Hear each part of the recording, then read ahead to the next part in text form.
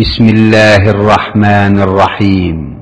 পরম করুণাময় ও অসীম দয়ালু আল্লাহর নামে শুরু। ومن أحسن قولا ممن دعا إلى الله وعمل صالحا وقال إنني من المسلمين।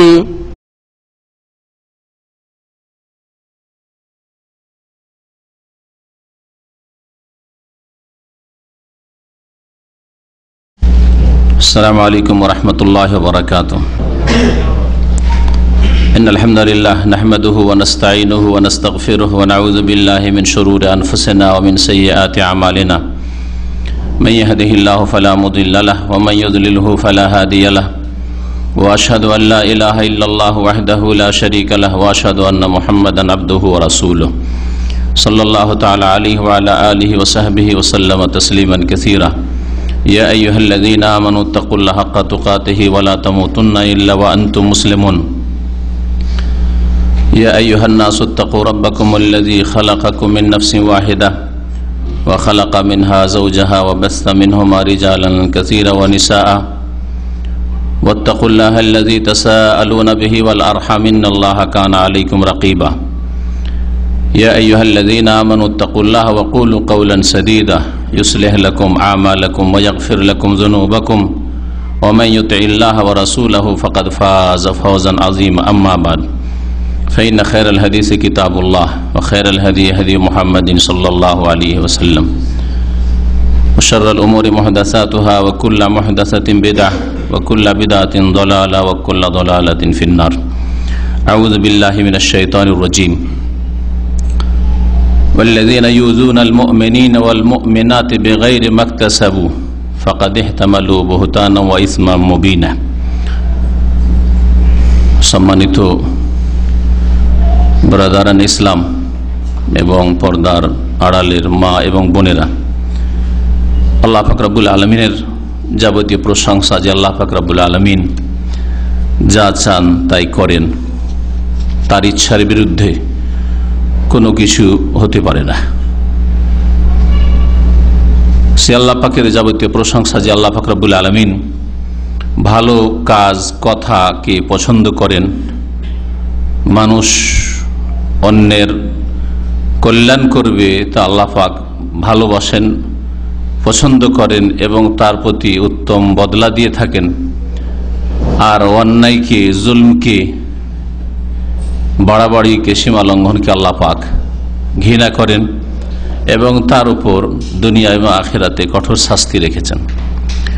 সালাত এবং সালাম নাযিল হোক নবী মুহাম্মদ রাসূলুল্লাহ সাল্লাল্লাহু আলাইহি সাল্লামের উপর, যিনি রাহমাতুল আলামিন, বিশ্বজাহানের সমস্ত সৃষ্টির জন্য, শুধু মুসলিমদের জন্য নয়, শুধু মানুষের জন্য নয়, বরং সমস্ত মখলুকাতের জন্য। আলামিন মানে আল্লাহ পাক রব্বুল আলামিন ছাড়া যত কিছু পৃথিবীতে রয়েছে, পশু পাখি, এইরকম আল্লাহ পাকের যে কোনো সৃষ্টি সবকিছুই এই আলামিনের অর্থে শামিল। এই বিশ্ব জগতে যা কিছু বা যে কেউ রয়েছে সমস্তের জন্য মহান আল্লাহ রাসূলুল্লাহ সাল্লাল্লাহু আলাইহি সাল্লামকে রহমত স্বরূপ, দয়া স্বরূপ, করুণা স্বরূপ প্রেরণ করেছেন। সুতরাং দিন ইসলাম দয়ার দিন, উপকার করার দিন, অপকারের নয়, করুণার দিন, শান্তির দিন। দিন ইসলাম ভালো শিখায়, মন্দ থেকে মানুষকে দূরে রাখে। আজকের আলোচনার বিষয়বস্তু হচ্ছে মুমিন মুসলিমকে কষ্ট দেওয়া, শরীয়তের বিধানে এর হুকুম এবং এই মর্মে কোরআন এবং হাদিসে যা কিছু বলা হয়েছে তার কিছু অংশ পেশ করা। আর বর্তমান যুগে বিভিন্নভাবে যে একজন মুসলিম আরেকজন মুসলিমকে কষ্ট দিয়ে থাকে বা একজন মানুষ আরেকজন মানুষকে কষ্ট দিয়ে থাকে, এর ধরনগুলি বিভিন্নভাবে বিভিন্ন রকম পন্থায় মানুষের ক্ষতি করে থাকে অথবা মানুষকে কষ্ট দিয়ে থাকে। কিভাবে মানুষের কষ্ট হয়, আপনি অন্যের পক্ষ থেকে কিভাবে কষ্ট পান, আপনার মাধ্যমে অন্য লোকের কি কষ্ট হয়ে থাকে, এই ধরনের অনেক কিছু রয়েছে যা বলে শেষ করার নয়, কিন্তু মোটামুটি বিশেষ বিশেষ জিনিসগুলো যেগুলি সাধারণভাবে মানুষ সমাজে নারী পুরুষের মাঝে ছড়িয়ে রয়েছে, একজন অপরজনকে কষ্ট দিয়ে থাকে বা এক দল আর এক দলকে কষ্ট দিয়ে থাকে, এক গোষ্ঠী আর এক গোষ্ঠীকে কষ্ট দিয়ে থাকে, শাসক জনসাধারণকে কষ্ট দিয়ে থাকে, জনসাধারণ শাসক গোষ্ঠীকে কষ্ট দিয়ে থাকে।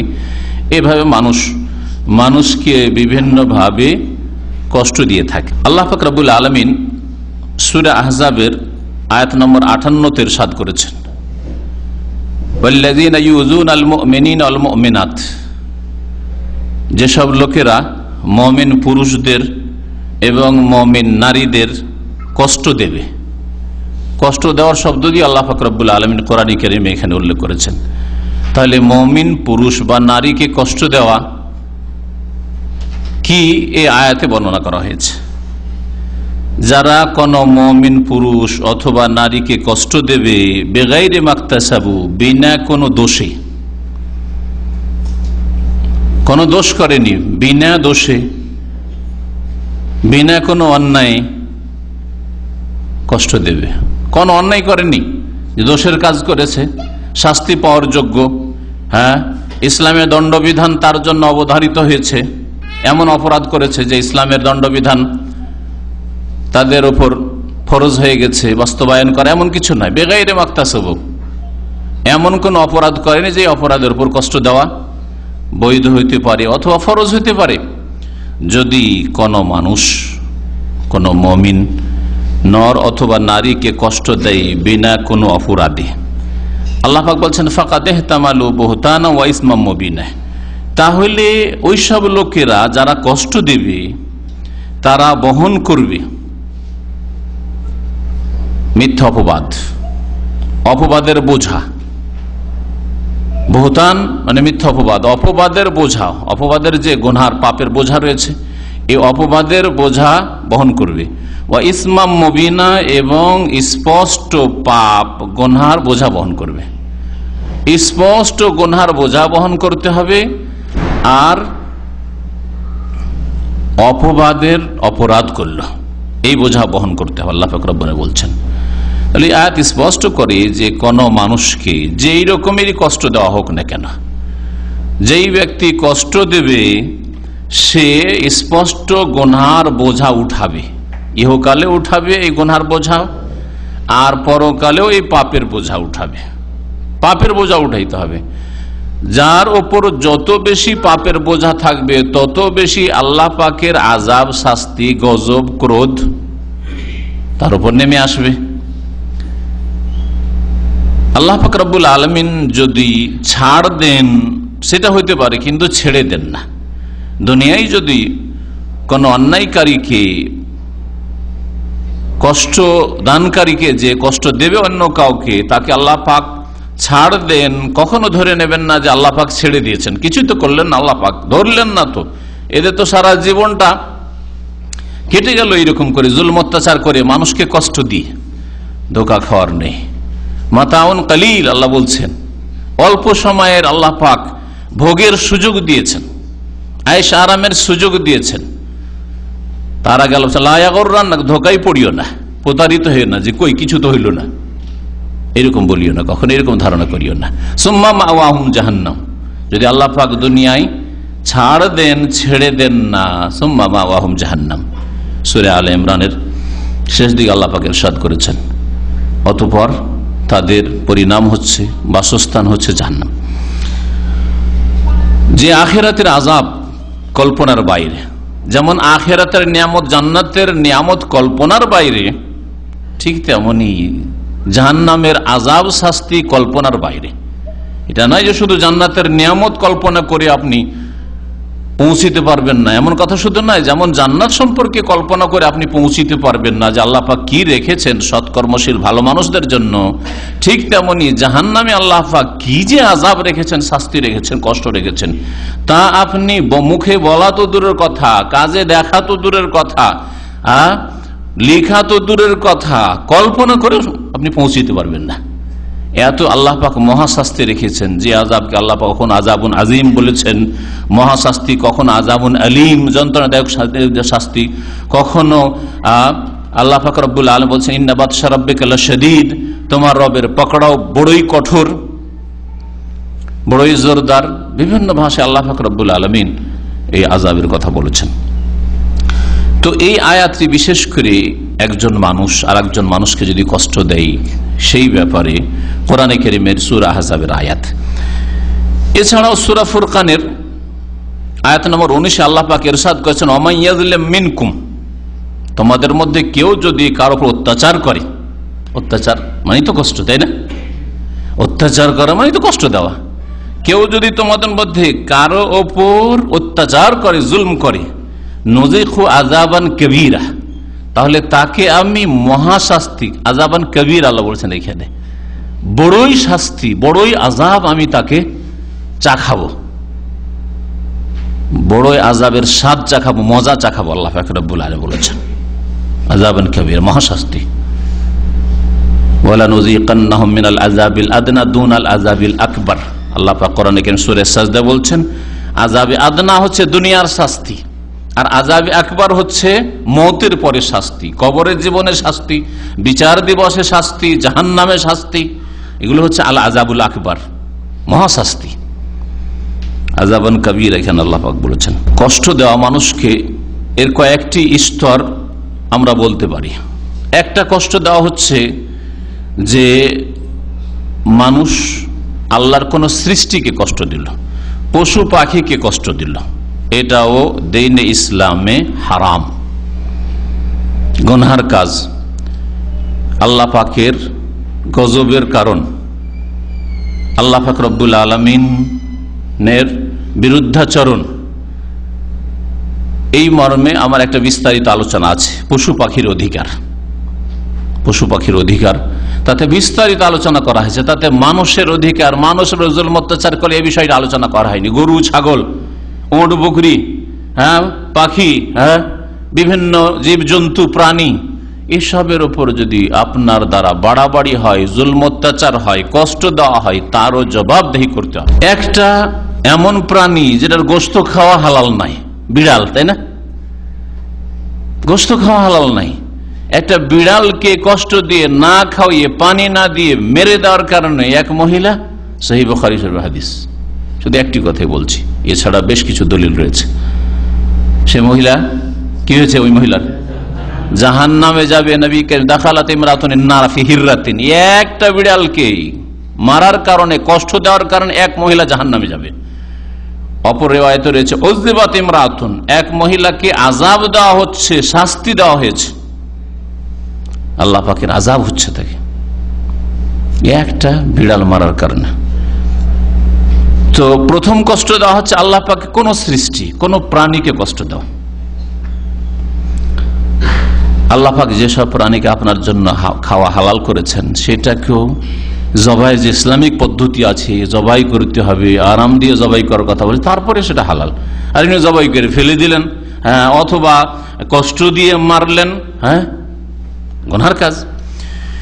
তো এই ছিল প্রথম, কোন আল্লাহ পাকের সৃষ্টিকে কষ্ট দেওয়া। দ্বিতীয় হচ্ছে যে মানুষকে কষ্ট দেওয়া, এমন মানুষ যে আল্লাহ পরকালে বিশ্বাসী নয়, আল্লাহর সাথে শিরক করে, কুফরি করে, আল্লাহকে অস্বীকার করে, বা আল্লাহ পাকের তৌহিদ অস্বীকার করে, মানে মুশরিক। আল্লাহ পাকের যেসব বিষয় কোরআন এবং হাদিসে দ্বীন ইসলামে রয়েছে, সেগুলির কিছু অংশ অস্বীকার করে, পরকালকে অস্বীকার করে, জবাবদেহিকে অস্বীকার করে, আর উঠানো হবে না, আখিরাত অস্বীকার করে, জান্নাত জাহান্নাম অস্বীকার করে, কাফের, কাফের মুশরিককে কষ্ট দেয়, এটাও শরীয়তে হারাম।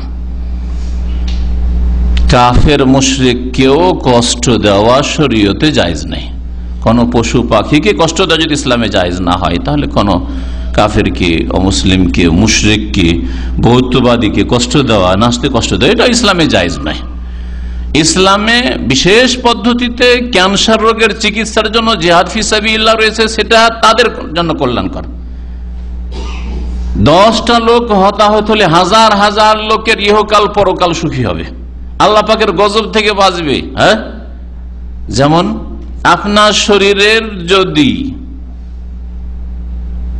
আধা কিলো গোস্ত কেটে ফেলে দেওয়া হয় আপনার প্রাণ বাঁচানোর জন্য, অপারেশন করে, তো আপনার কষ্ট দেওয়া হলো না, আপনার এটা কি হলো? আপনার কল্যাণ কামনা করা হলো। হ্যাঁ, আপনার কল্যাণ কামনা করা হলো, আপনার ভালাই করা হলো, আপনার উপকার করা হলো, যে আপনার অপারেশন করে এমন একটা গোস্তের অংশে ক্যান্সার হয়ে গেছে অথবা মারাত্মক ঘা হয়ে গেছে, এখন কেটে না ফেলে পচতে শুরু করেছে, সুতরাং রান পর্যন্ত কেটে ফেলে দিয়ে আপনাকে বাঁচাইতে হবে। আপনার বাকি শরীরটাকে বাঁচিয়ে রাখার জন্য রান পর্যন্ত একটা পায়ে কেটে ফেলে দাও, এটা হাতই কেটে ফেলে দাও, এটা কষ্ট দেওয়া নাই। দ্বীনে ইসলামে কোন কাফের মুশরিক কেউ কষ্ট দেওয়া জায়েজ নয়। 3 নম্বর হচ্ছে সাধারণ মুসলিমকে কষ্ট দেওয়া। যদি পশু পাখিকে কষ্ট দেওয়া শরীয়তে হারাম হয়, একটা কাফের মুশরিককে কষ্ট দেওয়া শরীয়তে হারাম হয়, তাহলে সাধারণ কোন মুসলিম, সাধারণ মানের মুসলিম, সাধারণ মুসলিমকে কষ্ট দেওয়া জায়েজ হতে পারে? হারাম, স্পষ্ট বুঝতে পারছেন। এটা হচ্ছে তৃতীয় স্তর বলতে পারেন, বা তৃতীয় ভাগ বলতে পারেন কষ্ট দেওয়ার। চতুর্থ ভাগ বা চতুর্থ স্তর হচ্ছে বিশিষ্ট মুসলিমকে, বিশেষ বিশেষ মুসলিমকে কষ্ট দেওয়া। মুসলিমদের বিশিষ্ট ব্যক্তিদেরকে কষ্ট দেওয়া, তারা 2 ভাগে বিভক্ত। এক দল হচ্ছেন ওলামায়ে কিরাম, যারা কোরআন সুন্নাহর ওলামা, যারা জাতিকে কোরআন সুন্নাহ মোতাবেক হেদায়েতের পথ দেখায়, জান্নাতের পথ দেখায়, জাহান্নামের পথ থেকে সতর্ক করে, শিরক থেকে সতর্ক করে, বিদআত থেকে সতর্ক করে, তাওহীদের রাস্তা দেখায়, সুন্নতের রাস্তা দেখায়, সৎকর্মশীল করার চেষ্টা করে মানুষকে। দ্বীনের যারা খাদেম, হক্কানি আলেম, মানে কোরআন এবং হাদিসের আলেম। হক্কানি আলেম মানে এই নয় যে শিরক বিদআত করবে আর শুধু দাড়ি টুপি দেখেই আর বেশভূষা দেখেই বলে দিবেন হক্কানি আলেম, না। যদি বিদআত থাকে হক্কানি আলেম নয়, যদি শিরক থাকে ধর্মের নামে হক্কানি আলেম নয়, যদি পাপে ডুবে থাকে তাহলে হক্কানি আলেম নয়, যতই ভালো ভালো কথা বলুক না কেন। তাহলে পাপ মুক্ত, বিদআত মুক্ত, শিরক মুক্ত কোরআন সুন্নাহর কথা যেসব উলামায়ে কেরামরা বলেন এবং মানুষের জন্য হিতাকাঙ্ক্ষী, তারা যে মানুষ নাজাত পাক আল্লাহ পাকের আযাব গজব থেকে, এর জন্য যারা মেহনত পরিশ্রম করে, যারা দরদি উম্মতে মুসলিমার, এরা বিশিষ্ট ব্যক্তি। সাধারণ মুসলিমের যদি কষ্ট দেওয়া হারাম হয় শক্তভাবে, তাহলে বিশিষ্ট মুসলিম উলামায়ে কেরাম তাদেরকে কষ্ট দেওয়া বিভিন্ন ভাবে কত বড় হারাম, তাহলে চিন্তা করুন। আর একদল বিশিষ্ট মুসলিম হচ্ছেন নেতৃস্থানীয় ব্যক্তি, মুসলিম শাসকদের। মানুষ মানে ফেরেশতা নাই, ভুল হইতে পারে, হ্যাঁ, সেই জন্য তাদের অবমাননা করা, মানহানি করা, তাদের ইজ্জত আবরু নিয়ে খেলা করা, অন্তরে হিংসা বিদ্বেষ শত্রুতা রাখা, সুযোগ পেলে তাদের খুন করে দেওয়া, সুযোগ পেলে মেরে দাও, উড়িয়ে দাও, এইরকম মন মানসিকতা রাখা মুসলিম শাসক ফাসিক হোক না কেন, গুনাহগার হোক না কেন, যতক্ষণ পর্যন্ত ইসলামের মধ্যে আছে আর আপনার আর আমার মতো সাধারণ মানুষের ইখতিয়ারে ছেড়ে দেওয়া হয়নি যে আপনি কাউকে ইসলামে ঢুকাইবেন আর বের করবেন, ইচ্ছা মতো দিলেন, আপনার কুপ্রবৃত্তি বললো যে একে দিব কাফের বানিয়ে ইসলাম থেকে বের করে দেবো, কুফরি ফতোয়া দিয়ে দেবো, আর তার রক্ত হালাল, জানমাল হালাল, ইজ্জত আবরু হালাল, তার মানহানি করা হালাল, হ্যাঁ, তার ব্যঙ্গচিত্র করা হালাল না, কখনো না। তাহলে বিশিষ্ট ব্যক্তি মুসলিম উম্মতের উলামায়ে কিরাম, এবং 2 নম্বরে হচ্ছেন কারা? শাসক গোষ্ঠী। মুসলিম শাসক যদিও গুনাহগার হয়, গুনাহ মুক্ত কোন মুসলিম নয়, কারো বড় আছে, কারো ছোট আছে, কারো সাগীরা আছে, কারো কাবীরা আছে, কারো বেশি আছে, কারো কম আছে। আর বিশেষ করে আজকে ফিতনার যুগে, দুনিয়াকে কামড়ে ধরার যুগে, দুনিয়ামুখী অধিকাংশ মুসলিম, সেই যুগে আপনি কি মনে করছেন যে খোলাফায়ে রাশিদিনের জামানার শাসক আসবে? আপনি কি মনে করছেন যে উমাইয়া যুগের মতো শাসক আসবে? আপনি কি মনে করছেন যে আবাসী যুগের মতো শাসক আসবে? বাদশাহ আওরঙ্গজেবের মতো শাসক আসবে? আসবে না। তো এদের যদি কষ্ট দেওয়া হয়, উলামায়ে কেরাম আর 2 নম্বর শাসক গোষ্ঠী, তাদের কষ্ট দেওয়া হয়, সেটা কি হালাল হইতে পারে? যে গুনাহ করছে সুতরাং মেম্বারে চড়ে স্টেজে চড়ে লাখ লাখ মানুষের সামনে নাস্তিক বলো কাফের বলো এরা ইসলাম থেকে বেরিয়ে গেছে, মারো ধরো ঘেরাও করো, যেখানে পাও সেখানে, হ্যাঁ, এইসব কথা বলা। আর এই রকমই বিভিন্ন কাজ বা বিভিন্ন ভাবে কষ্ট দেওয়া, যাতে আপনার কষ্ট হয় তাতে অন্য লোকের কষ্ট হয়। আপনি একজন সাধারণ মানুষ, যদি কোনো আচরণে কষ্ট হয় অন্যের কোনো আচরণে, তাহলে একজন শাসক তার স্বাভাবিক কষ্ট হতে পারে, অবশ্যই কষ্ট হবে, আপনার চেয়ে বেশি কষ্ট হবে তাকে। তাহলে কোন মুসলিমকে কষ্ট দেওয়া কখনো হালাল হইতে পারে না। এই আলোচনার পরে এখন আসি কিছু হাদিসের দিকে রাসূলুল্লাহ সাল্লাল্লাহু আলাইহি ওয়াসাল্লামের।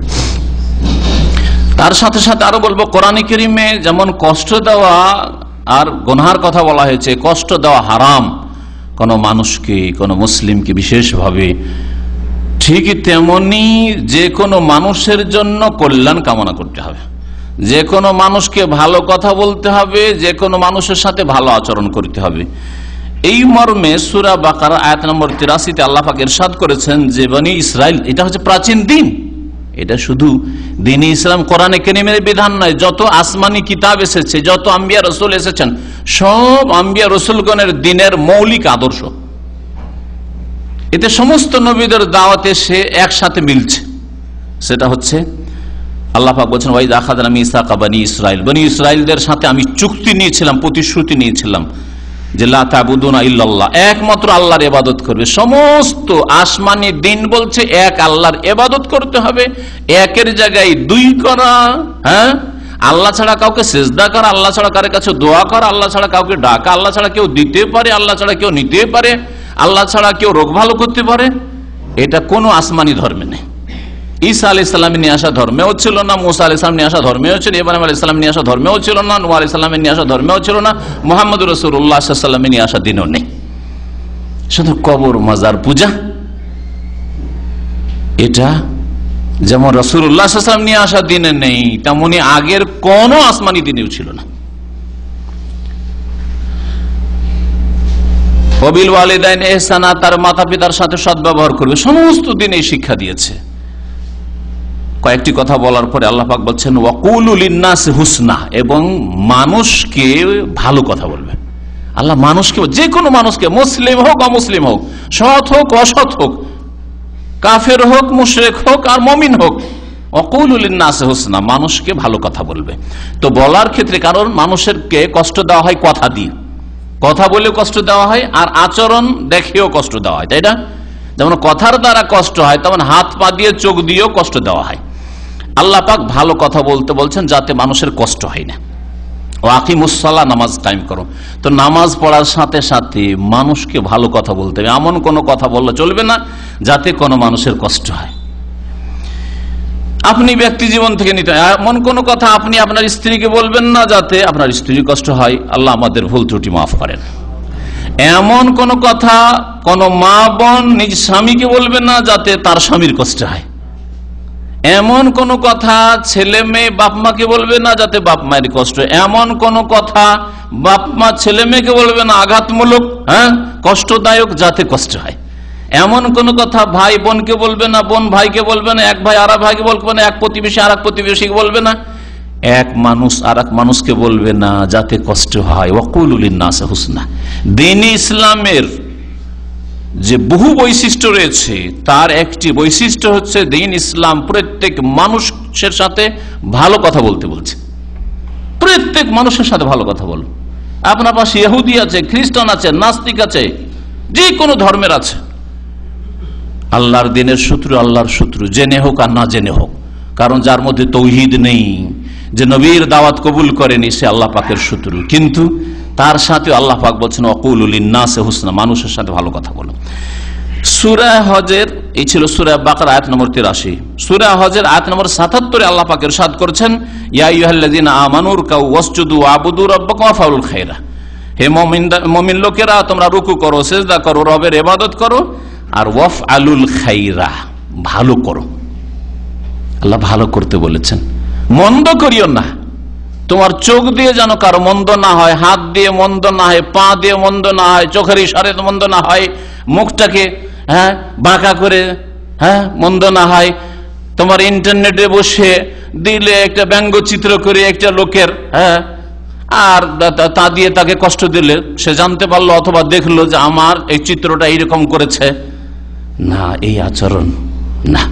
কথার দ্বারাও যেন কষ্ট না হয়, ওয়াকুলু লিন্নাস হুসনা, আর কাজের দ্বারাও যেন কষ্ট না দেওয়া হয়, ওয়াফআলুল খাইরা। এই হচ্ছে দ্বীন ইসলামের সৌন্দর্য। এত সুন্দর দ্বীন আল্লাহ পাক রব্বুল আলামিন কখনো নাজিল করেননি। যে দ্বীন ইসলাম আল্লাহ পাক রব্বুল আলামিন আমাদেরকে দান করেছেন, আলহামদুলিল্লাহ যে আল্লাহ পাক আমাদেরকে এই দ্বীন ইসলাম যা কোরআনে কারীমে রয়েছে, যা রাসূলুল্লাহ সাল্লাল্লাহু আলাইহি ওয়াসাল্লামের হাদিসে রয়েছে, আল্লাহ পাক দান করেছেন। এসব কথা জানার পরে বিশেষ করে যেহেতু আলোচ্য বিষয় কোন মুসলিমকে কষ্ট দেওয়া, এখানে জেনে রাখতে হবে যে প্রত্যেক মুসলিম আল্লাহ পাকের বন্ধু। প্রত্যেক মুসলিম, যে মুশরিক নাই, কাফের নয়, যে মুসলিম সে আল্লাহ পাকের ওলি, আল্লাহ পাকের দোস্ত, আল্লাহ পাকের বন্ধু। আল্লাহ তাকে ভালোবাসে, সাধারণ বন্ধু। আর বিশিষ্ট মুসলিম, হ্যাঁ, যত বেশি আল্লাহ পাকের নৈকট্য লাভ করেছে তার ইলম আমল দিয়ে, ঈমান দিয়ে, তত ঘনিষ্ঠ বন্ধু আল্লাহ পাক রব্বুল আলামিন, তত গাঢ় বন্ধু, খাস বন্ধু, খাস ওলি। ওলি হওয়ার জন্য কেরামত লাগে না, ওলি হওয়ার জন্য বিদাতি জিকির লাগে না, ওলি হওয়ার জন্য বিদাতি দুরুদ লাগে না, ওলি হওয়ার জন্য ওই পীরতন্ত্রের ব্যবসা নিয়ে বসতে হয় না, ওলি হওয়ার জন্য খানকা নিয়ে বসতে হয় না, ওলি হওয়ার জন্য মুরিদের সংখ্যা লাগে না, মরিদও লাগে না, কিচ্ছু লাগে না, এজাজতও লাগে না, কিচ্ছু লাগে না ওইসব। হ্যাঁ, মানে ওই পীরের খেলাফতটা ইজাজতের মাধ্যমে, অনুমতির মাধ্যমে পেতে হবে, ওইসব কিচ্ছু লাগে না। আসলে কি লাগে? ঈমান আর তাকওয়া লাগে। আল্লাহ পাকের বন্ধু হওয়ার জন্য কি লাগে? ঈমান আর তাকওয়া লাগে। সূরা ইউনূস আল্লাহ পাক ইরশাদ করেছেন, আলা ইন্না আউলিয়া আল্লাহি লা খাউফুন আলাইহিম ওয়া লা হুম ইয়াহজানুন আল্লাযীনা আমানু ওয়া কানু ইয়াত্তাকুন। জেনে রাখো যে আল্লাহ পাকের যারা দোস্ত বন্ধু তাদের কোনো ভয় নেই, লা খাউফুন আলাইহিম ওয়া লা হুম ইয়াহজানুন, আর তাদের কোনো চিন্তাও নেই, ভয়ও নেই আর কোনো দুশ্চিন্তাও নেই। তারা কারা?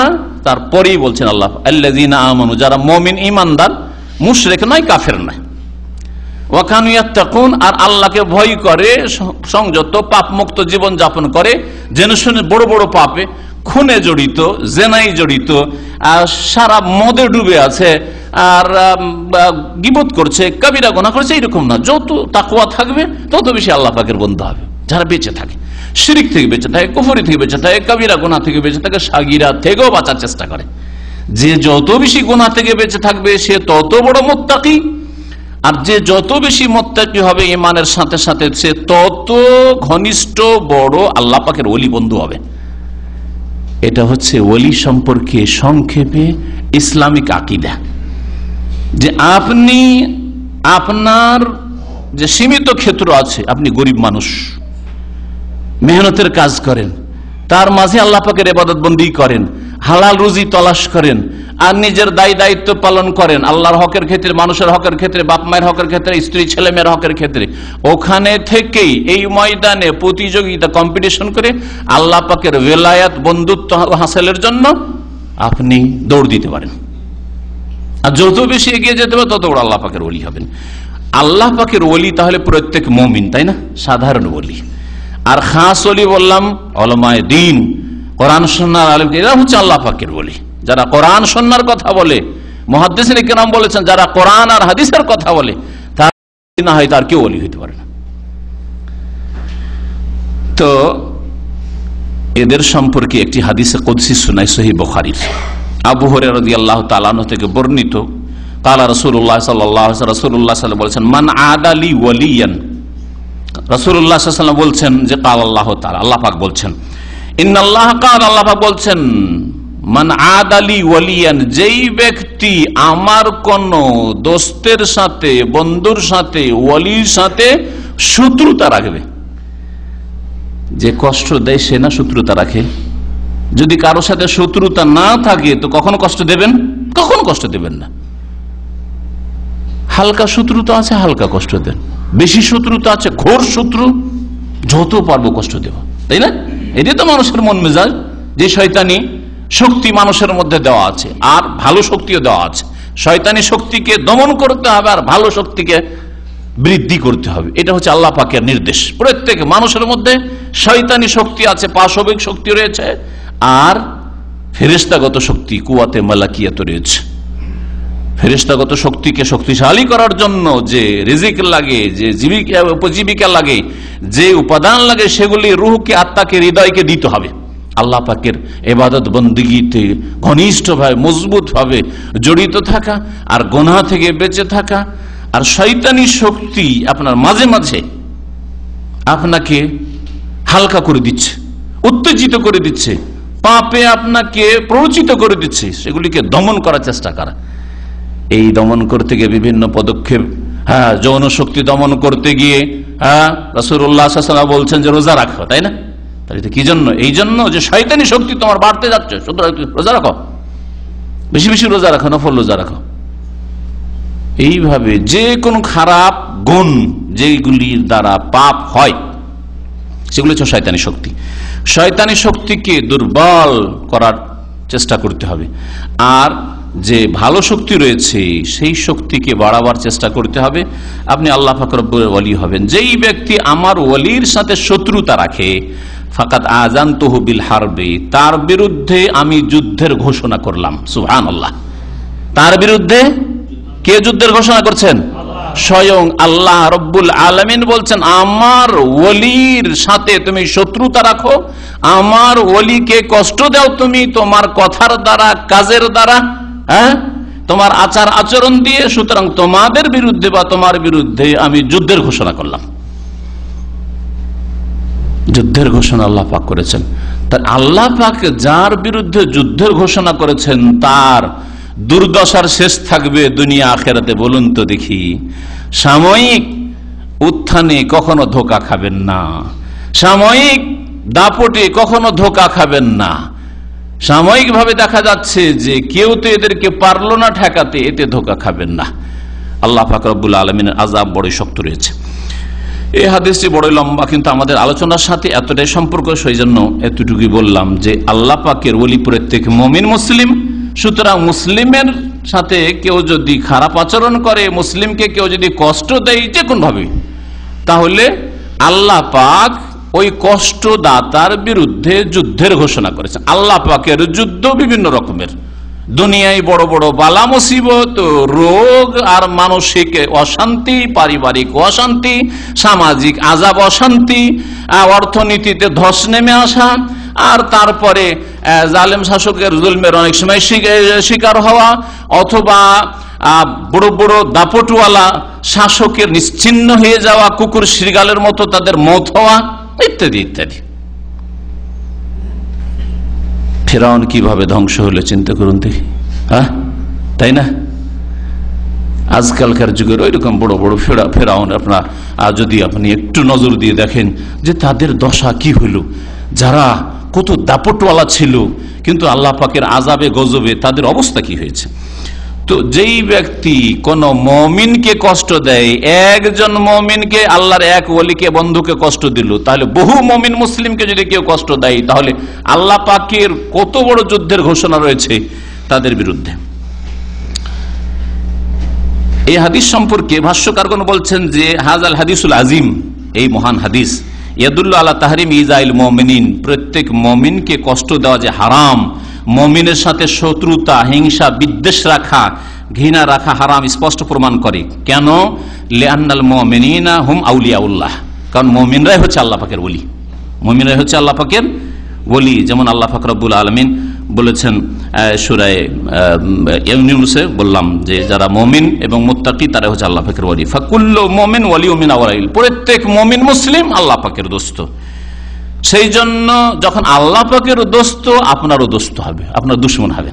আল্লাহ পাক বলছেন মুসলিম আমার দোস্ত বলি, আর আপনি বলবেন আমার দুশমন ক্ষতি করব, তাহলে আপনি আল্লাহ দ্রোহী।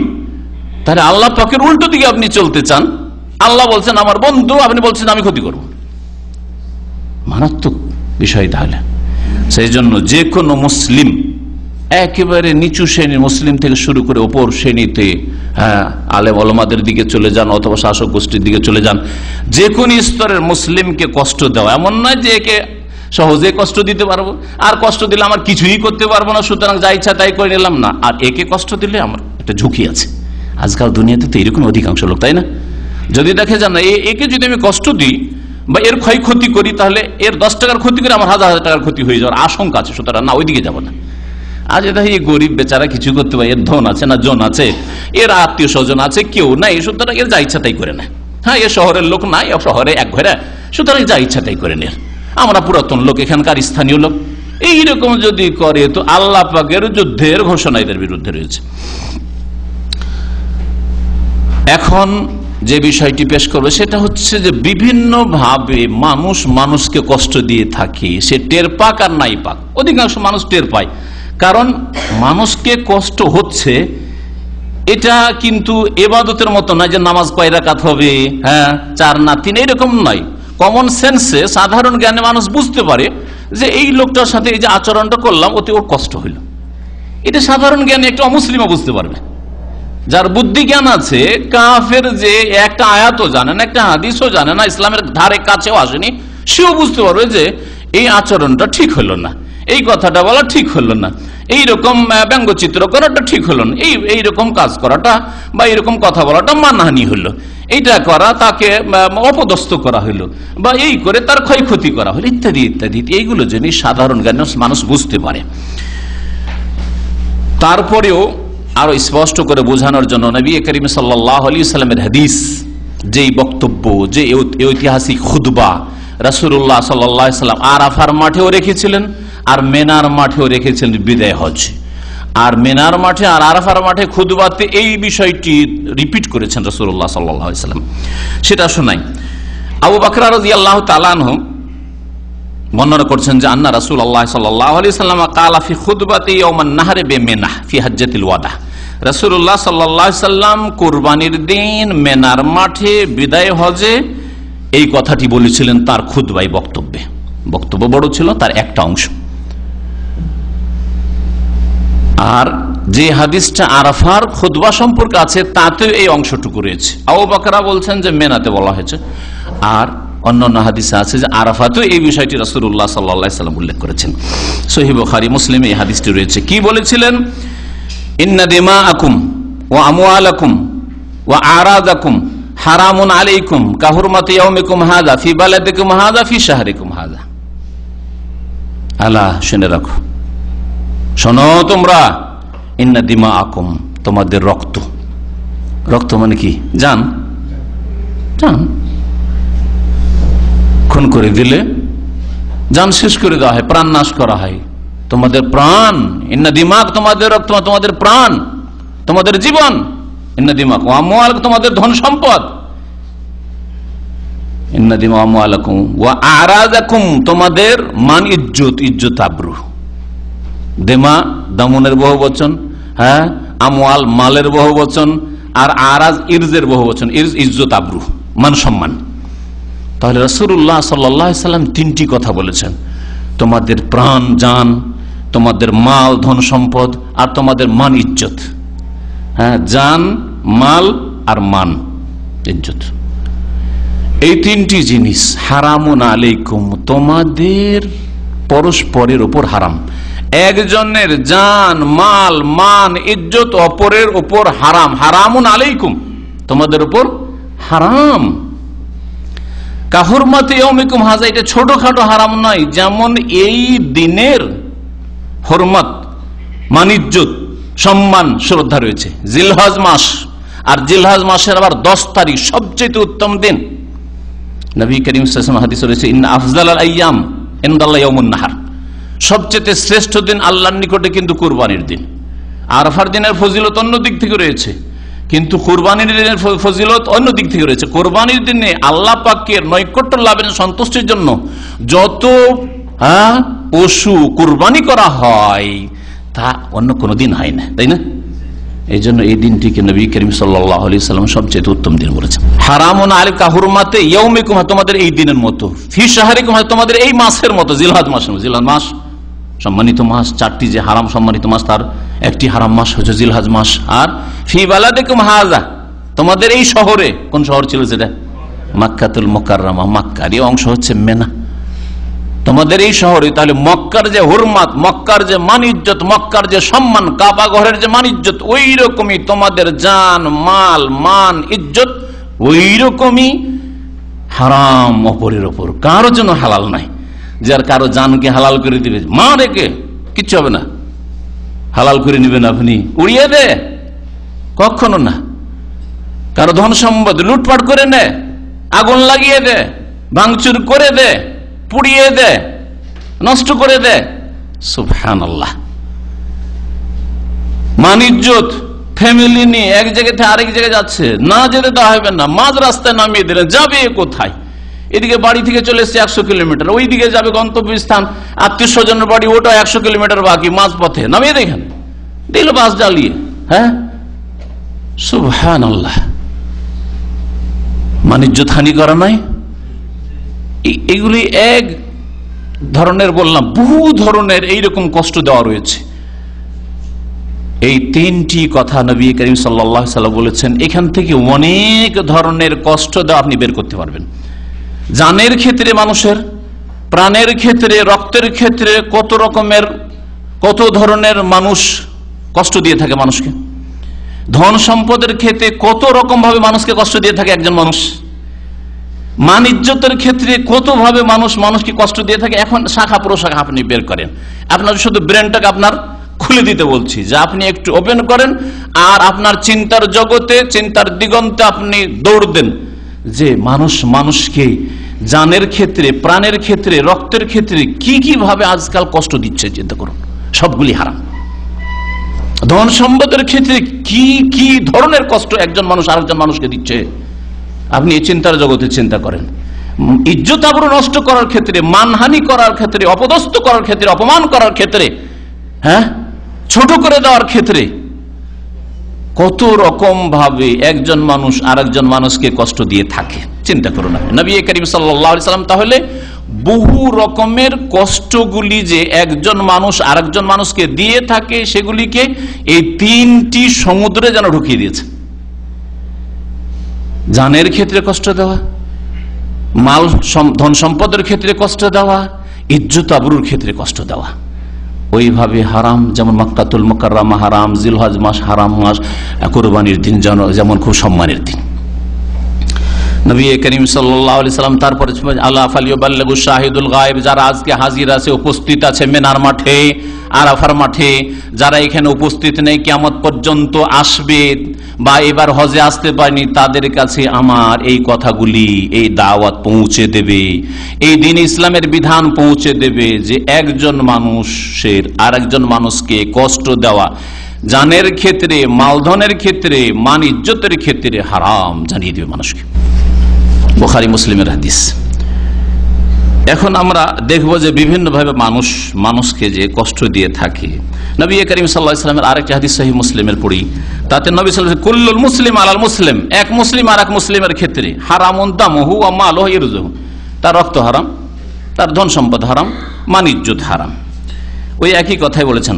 ওর মধ্যে ওর আগেখানে নবী করিম সাল্লাল্লাহু আলাইহি ওয়াসাল্লাম বিভিন্ন ভাবে একজন মানুষ আরেকজন মানুষকে কষ্ট দিয়ে থাকে, এই বিষয়গুলো উল্লেখ করতে গিয়ে বলছেন, আবু হুরায়রা রাদিয়াল্লাহু তাআলা আনহু বর্ণনা করেছেন, লা তাহাসাদু, তোমরা একে অপরের কোন রকম হিংসা করবে না। তাহলে হিংসা করে কষ্ট দেওয়া হয়। একই কোম্পানিতে কাজ করছেন, হ্যাঁ, আর আপনি একটু হয়তো বেড়ে যাচ্ছেন, আপনাকে কোম্পানি হয়তো বেশি একটু গুরুত্ব দিতে চাইছে, তখন শুরু হয়ে গেল হিংসা। বা আপনার একটু সুনাম হয়ে গেল, আইডিয়াল ওয়ার্কার হয়ে গেলেন আপনি, একটু মান্থলি একটু প্রাইজ পেয়ে গেলেন, আর হিংসাতে আপনার দেশি, আপনার গ্রামের লোক বা আপনার কলিগ আর বরদাস্ত করতে পারে না, লা তাহাসাদু, হিংসা করবে না। হিংসা দেওয়া হচ্ছে তাহলে কষ্ট করা, অন্তর থেকে হিংসা, যে ওর নষ্ট হোক, কমে যাক, হ্যাঁ, ক্ষয়ক্ষতি হোক, এটা হচ্ছে হিংসা। এরকম প্রবণতা মনে, এইরকম কথা জেগে ওঠা, থাকা, ধরে রাখা, যে ক্ষয়ক্ষতি হোক, মার খাকো, হ্যাঁ, নিচে নেমে যাক, ও কেন বাড়বে, আমি কেন বাড়বো না। লা তাহাসাদু, কবিরা গুনাহ। ওয়ালা তানাজাসু, আর দালালি করবে না। দালালি করতে গিয়ে কষ্ট দেওয়া হয়। দালালি করে বেচারা গরিব মানুষ, এটা গরু বিক্রি করতে যাচ্ছে রাস্তাতে, বা গাড়ি বিক্রি করতে যাচ্ছিল, কিছু বুঝে না, ও রাস্তাতে ধরে গাড়িটা বা গরুটা কিনে নিল, বেচে তো দিল, বেচে দেওয়ার পরে হাটে গেছে, হাটে যাওয়ার পর দেখছে ওই সেম গরু বিক্রি হয়েছে, বেচেছে 5,000, বিক্রি হয়েছে 8,000। কত যে কষ্ট লোকটা পাবে, দালালটা আমাকে ফাঁসিয়ে দিল, তো লস খেয়ে যাবে, আমি তোর এই যে দিচ্ছি এটাই খুব বেশি। বিভিন্ন রকমের দালালি হয় বিভিন্ন ক্ষেত্রে। নবী করিম সাল্লাল্লাহু আলাইহি ওয়াসাল্লাম এরকম ধোঁকা দিতে নিষেধ করেছেন। আর এর অধিকাংশ মিথ্যার আশ্রয় নেই, কারণ দালালি মিথ্যা ছাড়া হয় না। ওয়ালা তাবাগাজু, আর হিংসা বিদ্বেষ রাখবে না, শত্রুতা রাখবে না, শত্রুতা। ওয়ালা তাদাবারু, আর কথা বন্ধ করবে না। একজন আরেকজনের সাথে যদি কথা বন্ধ করে, সামনাসামনি দেখা হলো, পরিচিত মানুষ, আর যদি সালাম না দেন, কথা না বলেন, তাহলে কষ্ট দেওয়া হলো না? হলো না? হ্যাঁ, সালাম দিল, তারপরেও তার দিয়ে মুখটা ঘুরিয়ে দেখলেন না, আপনি কষ্ট দেওয়া হলো না? হলো না? কষ্ট দেওয়া হলো। তাহলে নবী করিম সাল্লাল্লাহু আলাইহি ওয়াসাল্লাম বলছেন যে ওয়ালা তাদাবারু, পিঠ দেখায়ও না, দেখা হলো, দেখতে ওইদিকে টান দিল। হ্যাঁ, খবরদার এরকম করবেন না। এগুলো হচ্ছে কষ্ট দেওয়ার বিভিন্ন ধরন।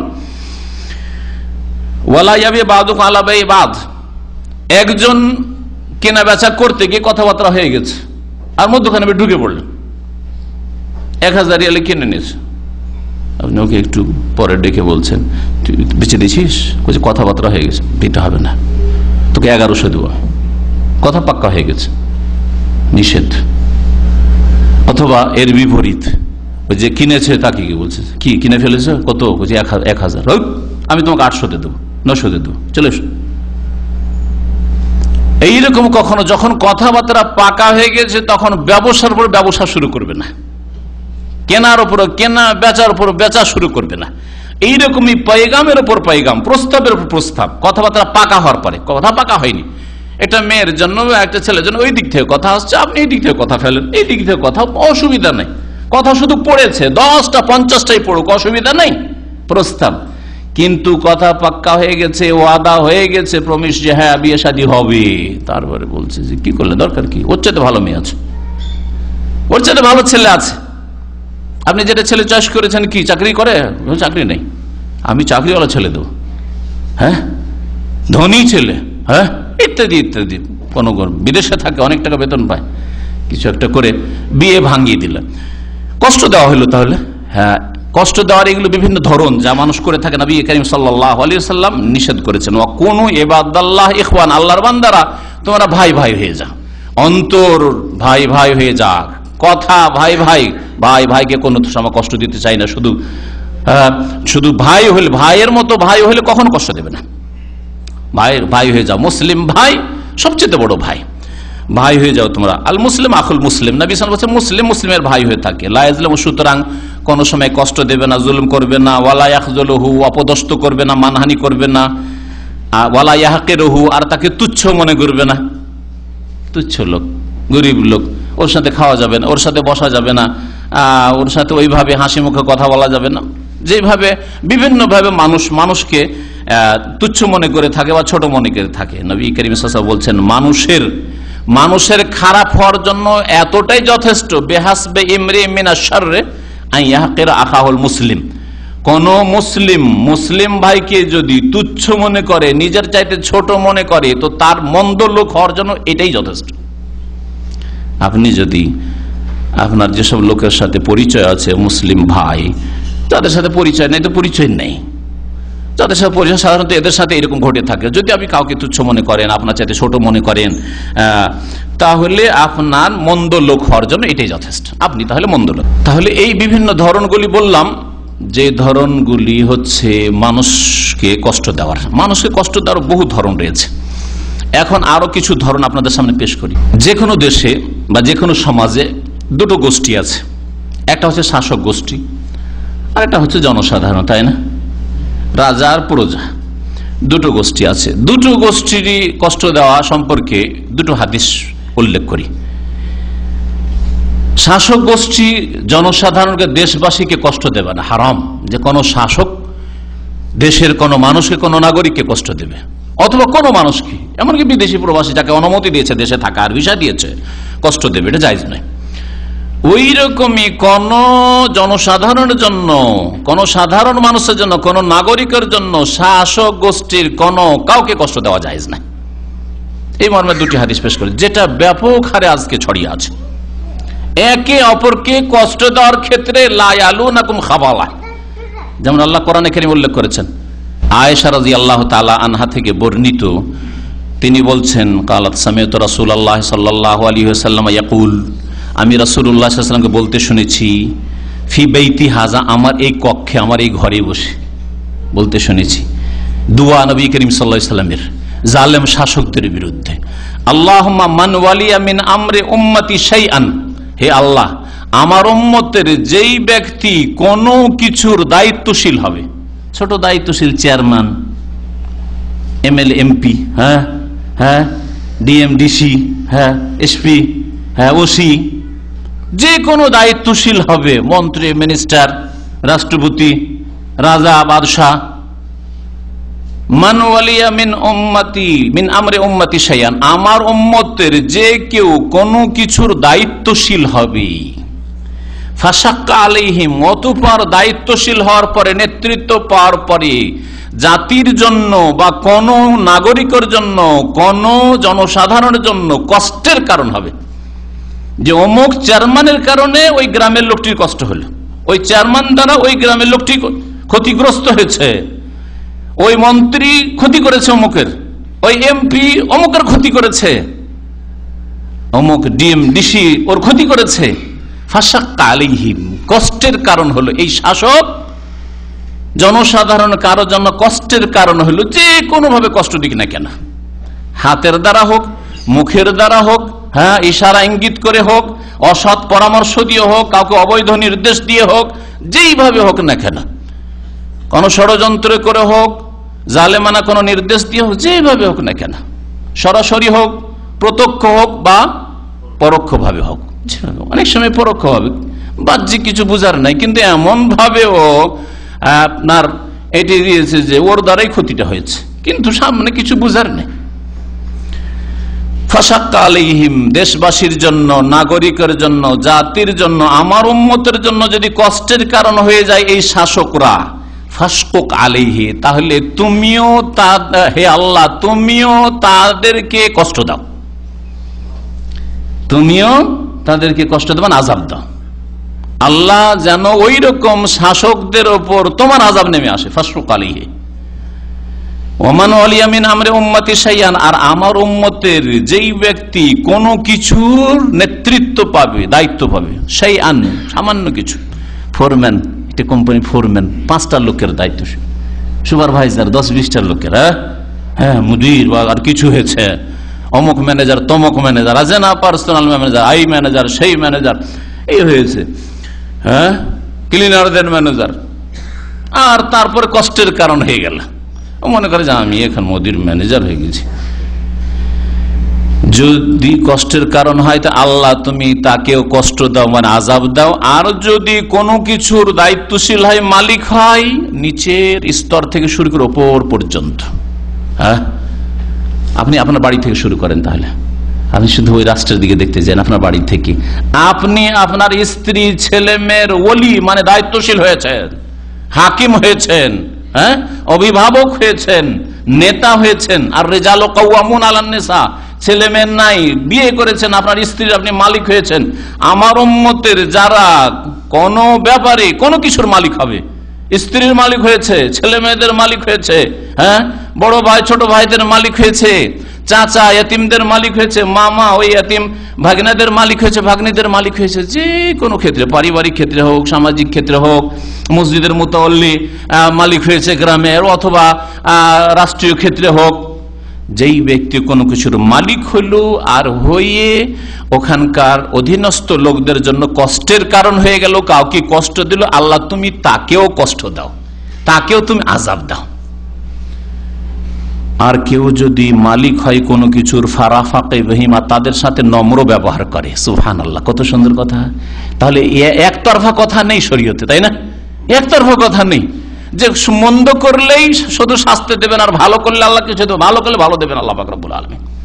মান আমিলা সালিহান ফালিনাফসিহি, কোরআনে কারীমের নীতিমালা, কোরআনে কারীমের সাধারণ কানুন, আইন, যে যেই ব্যক্তি ভালো কাজ করে, শাসক ভালো কাজ করে, জনসাধারণ ভালো কাজ করে, স্বামী ভালো কাজ করে, স্ত্রী ভালো কাজ করে, বোনেরা ভালো কাজ করে, যে কেউ ভালো কাজ করে, মান আমিলা সালিহান, যে ভালো কাজ করে, ফালিনাফসিহি, নিজেরই কল্যাণ করলাম, আপনি আপনার কল্যাণ করলেন, শাসক নিজের কল্যাণ করলেন। ওমান আসা, আর যে খারাপ করে মন্দ করবে, ফালাইহা, এর কষ্ট, এর পাপের বোঝা, ফালাইহা, তাকেই ভোগ করতে হবে, তাকেই কষ্ট পেতে হবে। অন্যের জন্য কষ্টের কারণ হয়েছিলেন, আপনার জন্য কষ্টের ব্যবস্থা হয়ে যাবে, আপনার জন্য আল্লাহ পাকের পক্ষ থেকে আযাব শাস্তির ব্যবস্থা হয়ে যাবে। নবী করিম সাল্লাল্লাহু আলাইহি ওয়াসাল্লাম বলছেন, আল্লাহ আমার উম্মতের কেউ যদি দায়িত্বশীল হয় আর তাদের সাথে নম্র ব্যবহার করে, ফারফুক বিহি, তো হে আল্লাহ তুমি তার সাথেও নম্র আচরণ করিও, তারও গুনাহ খাতা মাফ করে দিও, ভুল ভ্রান্তি মাফ করে দিও, তাকে কড়াক্রান্তি করে তার হিসাব নিও না, তাতে তার পাপের জন্য ধরিও না, তার সাথে নম্র আচরণ করে আল্লাহ তুমি তাকে মাফ করে দিও, জান্নাত দিও। নবী করিম সাল্লাল্লাহু আলাইহি ওয়াসাল্লামের দোয়া তাহলে যেমন নেক দোয়া শাসকদের জন্য রয়েছে বা নেতাদের জন্য রয়েছে, বাড়ির নেতা থেকে শুরু করে আপনি উপরের নেতা পর্যন্ত চলে যান, হ্যাঁ, ওই রকমই বদদোয়াও রয়েছে যদি অসৎ নেতা হয়। তাহলে নেতা ভালো ব্যবহার করলে আল্লাহর কাছে ভালো পাবে, খারাপ ব্যবহার যদি করে কোন নাগরিকের সাথে তাহলে তার কঠোর শাস্তি পাবে। আমরা এই হাদিস দ্বারা জানলাম, হাদিসটি সহিহ মুসলিমের। এখন নেতাদের সম্পর্কে তো আমরা জানলাম বা বললাম, নেতাদের হক কি? এমন নয় যে নেতারা আপনাদের জন্য তো খুব চিন্তিত আর খুব হিতাকাঙ্ক্ষী আর অনেক কল্যাণের কাজ করছে, কিন্তু নেতাদের ভালোগুলি নজরে আসে না, শুধু দোষগুলি নজরে আসে, মন্দটাই শুধু নজরে আসে, এটাও চলবে না। আপনাকে বিচার বিবেচনা করতে হবে। আপনি যেমন চান যে আমার দোষ ত্রুটিগুলি মানুষ মাফ করুক, উপেক্ষা করুক, আর ভালোগুলি মানুষ দেখুক, আর ভালোগুলি আমার আলোচনা করুক, তাই না? ঠিক তেমনই শাসকের ক্ষেত্রেও ওই নীতিমালাটা অবলম্বন করবেন যে ওরও ভালো মন্দ আছে, তো শুধু মন্দটাই তুলে ধরবেন, খারাপ দিকগুলি তুলে ধরবেন, আর ভালো দিক তুলে ধরবেন এমন নয়। নবী করিম সাল্লাল্লাহু আলাইহি সাল্লামের হাদিস আবু বকর রাদিয়াল্লাহু তাআলা আনহু বর্ণনা করেছেন, তিনি বলছেন, সামিআতু রাসূলুল্লাহ সাল্লাল্লাহু আলাইহি ওয়াসাল্লাম ইয়াকুল, রাসূলুল্লাহ সাল্লাল্লাহু আলাইহি ওয়াসাল্লাম বলতে শুনেছি, মান আহানা সুলতান আহানাহুল্লাহ, যেই ব্যক্তি শাসককে অপদস্থ করলো, অপমান করলো, বেইজ্জত করলো, আহানাহুল্লাহ, আল্লাহ তাকে অপদস্থ করবেন, অপমান করবেন, বেইজ্জত করবেন, লাঞ্ছিত করবেন। আহানাহুল্লাহ, হাদিসটি তিরমিজির এবং হাদিসটি হাসান। তাহলে এটা চারটি কথা নয় যে আমি একটা ব্যঙ্গচিত্র দিয়ে দিলাম, কুকুর বানিয়ে দিলাম একটা শাসককে, নেতাকে একটা বানর বানিয়ে দিলাম, একটা আর কিছু কার্টুন বানিয়ে দিলাম, ব্যঙ্গচিত্র করে দিলাম, বা আর কিছু করে দিলাম। কত কি আজকাল এই ফেসবুকের জগতে আর ইন্টারনেটের জগতে কত রকম ভাবে আলেমের পর্যন্ত মানহানি হচ্ছে, যেটা সবচেয়ে বড় অপরাধ। যারা উম্মতে মুসলিমার সবচেয়ে বিশিষ্ট বা শ্রেষ্ঠ বলতে পারেন আপনি, আমি যে চারটা স্তর বলেছি যে কাউকে কষ্ট দেওয়া যাবে না, তার মধ্যে সবচেয়ে উপরে হচ্ছেন উলামায়ে কেরাম, বিশেষ করে কোরআন সুন্নাহর উলামায়ে কেরাম। তাদের মানহানি করবেন আর আপনি মনে করবেন যে আল্লাহ পাক আপনার এই হাত দিয়ে করলেন বা চোখ দিয়ে করলেন বা আর কিছু দিয়ে করলেন বা কাউকে দিয়ে করালেন, আল্লাহ ধরবেন না, ছেড়ে দেবেন? এতই হালকা কথা, হালকা কথা নয়, সব কিছু রেকর্ড হচ্ছে, মনে রাখবেন, সব কিছু রেকর্ড হচ্ছে। নবী করিম সাল্লাল্লাহু আলাইহি ওয়াসাল্লাম বলছেন, যেই ব্যক্তি শাসককে অপমান করবে, যেইভাবে আপনি অপমান করেন না কেন, আহানাহুল্লাহ, আল্লাহ পাক তাকে লাঞ্ছিত, অপদস্থ করবে, অপমান করবেন। এই আলোচনার পরে আরো কিছু ধরন দেখি কষ্ট দেওয়ার, অল্প কিছু সময়ের মধ্যে। কষ্ট দেওয়ার একটা ধরন হচ্ছে গালমন্দ করা। একজন মানুষ আরেকজন মানুষকে গাল দিলেন, যে কোনো গাল হোক না কেন, এক এক দেশে এক এক রকম গাল আছে, হ্যাঁ, এক এক অঞ্চলে এলাকায় এক এক রকমের গাল আছে, তাই না? এক কথায় কোন মানুষকে গালমন্দ করা, এটা হচ্ছে মানুষকে কষ্ট দেওয়া, যা হারাম। নবী করিম সাল্লাল্লাহু আলাইহি ওয়াসাল্লামের হাদিস বুখারী মুসলিমের আব্দুল্লাহ বিন মাসউদ রাদিয়াল্লাহু তাআলা আনহু থেকে বর্ণিত, তিনি বলছেন, কালা রাসূলুল্লাহ সাল্লাল্লাহু আলাইহি ওয়াসাল্লাম, রাসূলুল্লাহ বলেছেন, সেবাবুল মুসলিমে ফুসুকুন, মুসলিমকে গালমন্দ করা ফাসিকের কাজ, পাপিষ্ঠের কাজ। তাহলে যে কোনো মুসলিমকে গাল দেয়, যে কোনো গাল হোক না কেন, হ্যাঁ, সে গোমরাহ, অনেকে মনে করে যে পথভ্রষ্ট গুমরাহ বললে গায়েল হয় না, ফিতনা সৃষ্টিকারী ওটা গায়েল হলো না, হ্যাঁ, এই তো দাজ্জাল, ওটা গায়েল হলো না। শুধু যদি ওর মা তুলে গেল দেয়, বাপ তুলে গেল দেয়, হ্যাঁ, শালা হালা বলে, তাহলে গায়েল হলো। আর একে ফিতনাবাজ বললেন, একটা ভালো মানুষকে, একটা মানুষকে আপনি বলছেন এ তো ফিতনা সৃষ্টি করছে, এ তো মানুষকে গুমরাহ করছে, এ তো মানুষকে বিপথে চালিত করছে, এগুলো গাল নয়? এগুলো গাল নয়? অবশ্যই গাল। এগুলো বড় গাল বেশি, যে শুধু এই গালটা তার মধ্যে সীমিত না, সে কত লোককে বিপথে চালে, তারপরে মিথ্যা অপবাদ, গালের সাথে সাথে মিথ্যা অপবাদ। কাউকে গুমরাহ করে না, সে দাজ্জালও নয়, আর ফাসাদও সৃষ্টি করে না, বিশৃঙ্খলা সৃষ্টি করে না, আর তারপরে তাকে ফাসাদি বললেন, ফিতনা সৃষ্টিকারী বললেন, তো এটা আরো বড় গায়ল হইল আর মিথ্যা অপবাদ দেওয়া হইল। মুসলিমকে গালমন্দ করা, যে কোনো গাল হোক, ফাসেকের কাজ, ফুসুকুন পাপিস্টের কাজ, ওয়াকিতালহু কুফরুন, আর মুসলিমের বিরুদ্ধে অস্ত্র ধারণ করা এটা হচ্ছে কুফরি কাজ। মুসলিমের উপর গুলি চালাবে, মুসলিমকে খুন করতে যাবে, মুসলিমের ধন সম্পদ নষ্ট করতে যাবে, মুসলিমকে মারতে যাবে, মুসলিমকে ধমক দেবে, মারবো তোকে, দেখবো তোকে, কেতালু, এই লড়াই করা হচ্ছে কুফরি কাজ, কুফরি কাজ। যদি এটাকে হালাল মনে করে তাহলে বড় কাফের হয়ে যাবে, আর যদি হালাল না মনে করে, কারণ কোন মুসলিমের খুন রক্ত হারাম, না হালাল, এটা মারবো, হালাল নাকি হবে মারলে, তাহলে সে আল্লাহর হারামকে হালাল করলে এই জন্য বড় কুফরি হয়ে যাবে। আর কুফরুন বলা হয়েছে মানে কুফরুন তো না কুফরুন, এটা ছোট কুফরি, যে এটা কুফরি, বড় কুফরিতে পৌঁছার আশঙ্কা রয়েছে এইভাবে। আর খারিজের এইভাবেই গুমরাহ হয়েছে।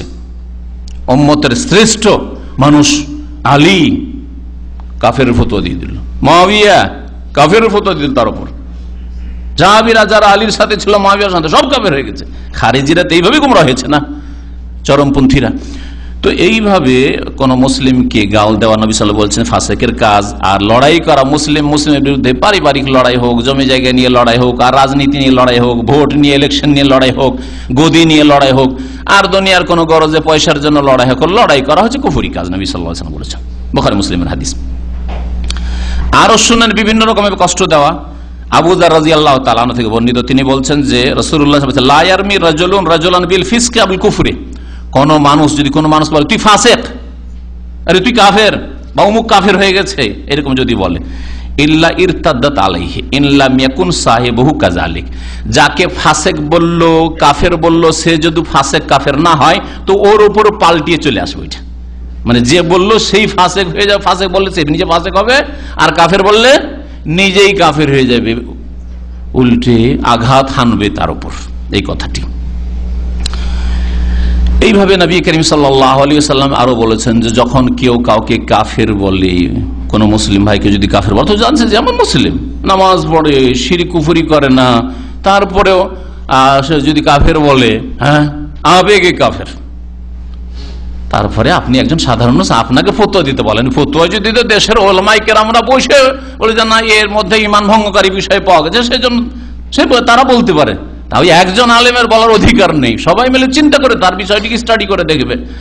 কিন্তু আপনি আবেগী, বা আপনার মতো 2-4-10 জন অমুক কাফের, বা ওই দল কাফের, এরা কাফের, ওরা কাফের, হ্যাঁ ওরা ফাসেক, এরা ফাসেক, এইরকম কথা বলা, এটা যদি বলে কেউ, তাহলে আসলে যদি না হয় তারা, তাহলে ওর ওপরই ফিরে চলে আসে, অর্থাৎ সেই ফাসেক অথবা কাফের হয়ে যাবে। এইরকম মুসলিমকে কষ্ট দেওয়া, ধমক দেওয়া, অস্ত্র দিয়ে ধমক দেন অথবা কথার দ্বারা ধমক দেন। নবী সাল্লাল্লাহু আলাইহি ওয়াসাল্লাম মান হামালা আলাইনা সিলাহ ফালাইসা মিন্না, কেউ যদি কোনো মুসলিমের উপর অস্ত্র উঠিয়ে বলে দেখবো রে বেটা, তোর পিস্তলটা উঠিয়ে দেখবো, হ্যাঁ সে আমার উম্মতের নয়, নবী সাল্লাল্লাহু আলাইহি ওয়াসাল্লাম বলছেন। এটা চাকু বের করে বলছে দেখেছিস, হ্যাঁ দেখেছিস, আমার উম্মতের নয়, ও মারারও নিয়ত নেই, বলছে একটু ধমকাচ্ছি। নবী সাল্লাল্লাহু আলাইহি ওয়াসাল্লাম বলছেন আমার উম্মতের লোক নাই। মান হামালা আলাইনা সিলাহ ফালাইসা মিন্না ওয়া মান গাশশানা ফালাইসা মিন্না, আর যে আমাদের ধোঁকা দিবে, এইরকম কষ্ট দেওয়া, ধোঁকা দেওয়া, কোনো কিছু কিনতে গিয়েছেন আপনাকে দিল ধোঁকা, গাড়ির আসলে ইঞ্জিন খারাপ, বলছে সব ঠিকঠাক আছে, হ্যাঁ মাল সামান কিনতে গেছেন, চাল ডালি কিনতে গেছেন, আসলে পোকা আছে, বলছে খুব ভালো, ও জানছে যে খারাপ এটা। তো এই যে কোন রকমের ধোঁকা দেওয়া, নবী করিম সাল্লাল্লাহু আলাইহি ওয়াসাল্লাম এটা একবার বলেছিলেন, যখন দেখেন যে একটা লোক খাদ্যদ্রব্য বিক্রি করছে, বিক্রি করেছে, তো নবী সাল্লাল্লাহু আলাইহি ওয়াসাল্লাম একটু হাতটা ঢুকিয়ে দেখলেন, হাতটা ঢুকিয়ে, ভিজা ভিজা কেন রে বাবা, ভিজা কেন? বলছে মাযা ইয়া সাহেবাতুম, এই খাদ্যের মালিক এইরকম কেন, ভিজা ভিজা কেন লাগে? বলছে আসাবাহু বালালুন ইয়া রাসূলুল্লাহ, একটু আগে বৃষ্টি হয়ে গেছিল, বৃষ্টি হয়ে ভিজে গেছিল। নবী করিম সাল্লাল্লাহু আলাইহি ওয়াসাল্লাম ভিজাই গেছিল, তো ভিজাটা উপরে রাখতে পারোনি, আফালা জালতা ফাওকা তাম হাত্তা ইয়ারাহুন নাস, উপরে রাখতা ভিজাটা মানুষ দেখে শুনে কিন্তু দেখতো যে ভিজা আছে, আর ভিজার যেমন মূল্য হয় সেরকম মূল্য দিত। মান গাশশানা ফালাইসা মিন্না, যে ব্যক্তি এরকম ধোঁকাবাজি করবে, ভোঁতাবাজি করবে, সে আমার উম্মতের লোক নয়, রাসূলুল্লাহ সাল্লাল্লাহু আলাইহি ওয়াসাল্লাম বলেছেন। এইরকমই মানুষকে কষ্ট দেওয়া হচ্ছে, মানুষের দোষ ত্রুটি খুঁজে বেড়া। কারো পিছে লেগে গেলেন আপনি, যে দেখি এর কোন দোষ ত্রুটি পাই, কোম্পানিতে কোনো দোষ ত্রুটি পাচ্ছে কিনা, কোনো জায়গায় যদি একটু ফল্ট পায়, ডিউটির সময় দেখছে যে ওই ডিউটির সময় ঘোরাঘুরি করছে মার্কেট, হ্যাঁ তাড়াতাড়ি মোদিকে টেলিফোন কর, একটু খোঁজ করেন তো অমুক ডিউটিতে আছে কিনা। আরে বাপরে বাপ, আসলে এটা কোম্পানির বা প্রতিষ্ঠানের আপনার কল্যাণ কামনা, ওর ক্ষতি করার উদ্দেশ্য। আরো এর চাইতে বড় বড় অন্যায় করছে, তাদের সম্পর্কে কিছু বলছে না, কারণ ওরা আপনার ফেভারের লোক, সেই জন্য। কিন্তু ওর পিছনে লেগেছিলেন কোথায় যায় কোথায় যায়। একটা উদাহরণ দিলাম, এইরকম যে কোনো ক্ষেত্রে সুযোগে থাকা। এইরকমই একটা মহিলাকে দেখছেন যে মাঠের দিকে, বাড়ির পিছনে মাঠের দিকে একটু বন জঙ্গল আছে, হয়তো পাটের জমি আছে, ওইদিকে গিয়েছে, কোনো কাজে গিয়েছে, সুযোগে আছেন যে কি করে মানহানি করবে এদের। আর কি গ্রামে রটিয়ে দিলেন যে ওই মেয়েটাকে পাটের জমিতে দেখলাম, একটা এই দিক থেকে বেরোলো, ওই দিক থেকে একটা ছেলে বেরোলো, মিথ্যা কথা সাজিয়ে দিলেন। অথবা ওই দিক থেকে জমির ওই পাশ থেকে একটা ছেলে হেঁটে যাচ্ছিল, এই মহিলা কিছু জানেন, ওই দিক থেকে ওই দিকে গেছে, আর ওইটাকে কি সাজিয়ে দিলেন যে হ্যাঁ এইরকম ঘটনা ঘটেছে। এইরকম বহু ঘটনা আমাদের সমাজে মুসলিমের বিরুদ্ধে, মুসলিমের মান ইজ্জতের বিরুদ্ধে ঘটাচ্ছে। নবী করিম সাল্লাল্লাহু আলাইহি ওয়াসাল্লাম তাদের সম্পর্কে কি বলেছেন? যারা কারো মানহানি করে মিথ্যা অপবাদ দিয়ে, হ্যাঁ, তাদের সম্পর্কে শোনেন। আবু বারজা রাদিয়াল্লাহু তাআলা আনহু বলছেন যে রাসূলুল্লাহ সাল্লাল্লাহু আলাইহি ওয়াসাল্লাম বলেছেন, ইয়া মাশারা মান আমানা বিলিসানিহি, হে ওই সব লোকেরা যারা জবানে তো মুমিন মুসলিম কলিমা পড়েছো, মানে মৌখিক তো দাবি করে যে মুসলিম তোমরা, ওয়ালাম ইয়াদখুলিল ঈমানু কালবাহু, কিন্তু এখনো হৃদয়ে ঈমান পাকাপোক্তা হয়নি, এখনো ঈমান তোমাদের অন্তরে ভালো হয়ে ঢুকেনি। লা তাকতাবুল মুসলিমিন, দেখো মুসলিমদের সমালোচনা, পরনিন্দা, গীবত করিও না। গীবত বলা দোষ আছে, তারপরে দোষ চর্চা করিও না, ঢেকে রাখার চেষ্টা করে, এটা হচ্ছে প্রথম কাজ। আর না থাকে আর বানিয়ে সাজিয়ে বললেন তাহলে, বা বাড়িয়ে বললেন তাহলে অপবাদ দিলেন, দুটোই হারাম, দুটোই কাবিরা গুনাহ। কিন্তু তাহলে মান ইজ্জতের ওপর আক্রমণ করা, দোষ আছে, আপনার বাড়িতে দোষ আছে, আপনার মেয়ের তো দোষ আছে, আপনার মেয়েরটা কেন তুলে ধরেন না? পাশের বাড়ির মেয়ে একটু বেহায়া বেপরদা চললে ওটাকে বড় করে তুলে ধরেন, আর আপনার মেয়ে তো ওই রকমই কলেজে একই সাথে যুবকদের সাথে পড়াশোনা করছে, আপনারটা কি হবে? আপনার বংশের মেয়েদের কি হবে? আপনি অন্য বংশের মেয়েদের আপনি অপবাদ দিচ্ছেন অথবা গীবত সমালোচনা করছেন। এইরকম ধরনের বিভিন্ন উদাহরণ আপনি নিতে পারেন। নবী করিম সাল্লাল্লাহু আলাইহি ওয়াসাল্লাম বলছেন, লা তাকতাবুল মুসলিমিন, মুসলিমদের পুরুষ হোক আর নারী হোক তোমরা গীবত সমালোচনা করিও না। ওয়ালা তাত্তাবিউ আওরাতিহিম, আর তাদের দোষ ত্রুটি খুঁজে বেড়াও না, কোথায় কি দোষ আছে না আছে, কোনখানে তার আমি ত্রুটি পাই, কোনখানে তাকে আঘাত করতে পারি, সুযোগে থাকা। এইরকম করলে কি হবে জানেন?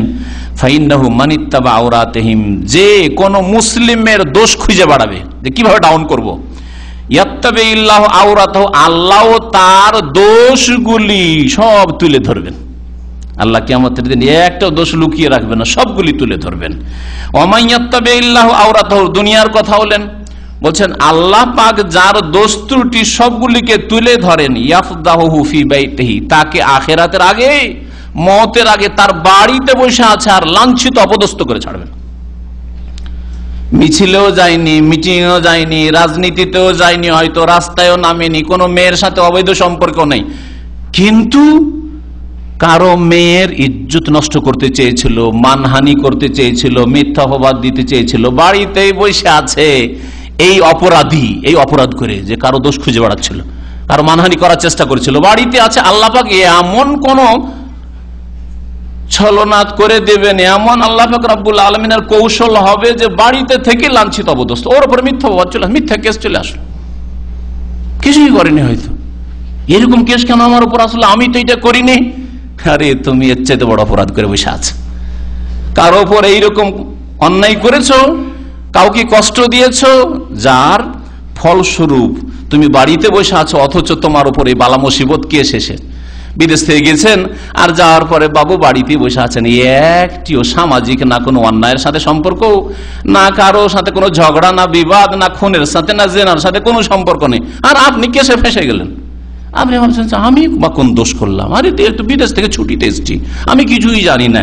কিন্তু আপনি এই রকম অপরাধ অন্য কোন মুসলিম ভাইকে কষ্ট দিয়ে, মুসলিম বোনকে কষ্ট দিয়ে করে রেখেছেন, যার শাস্তি আপনি বাড়িতে ছুটি কাটাতে এসেছেন তখন পড়েছে আপনার উপর।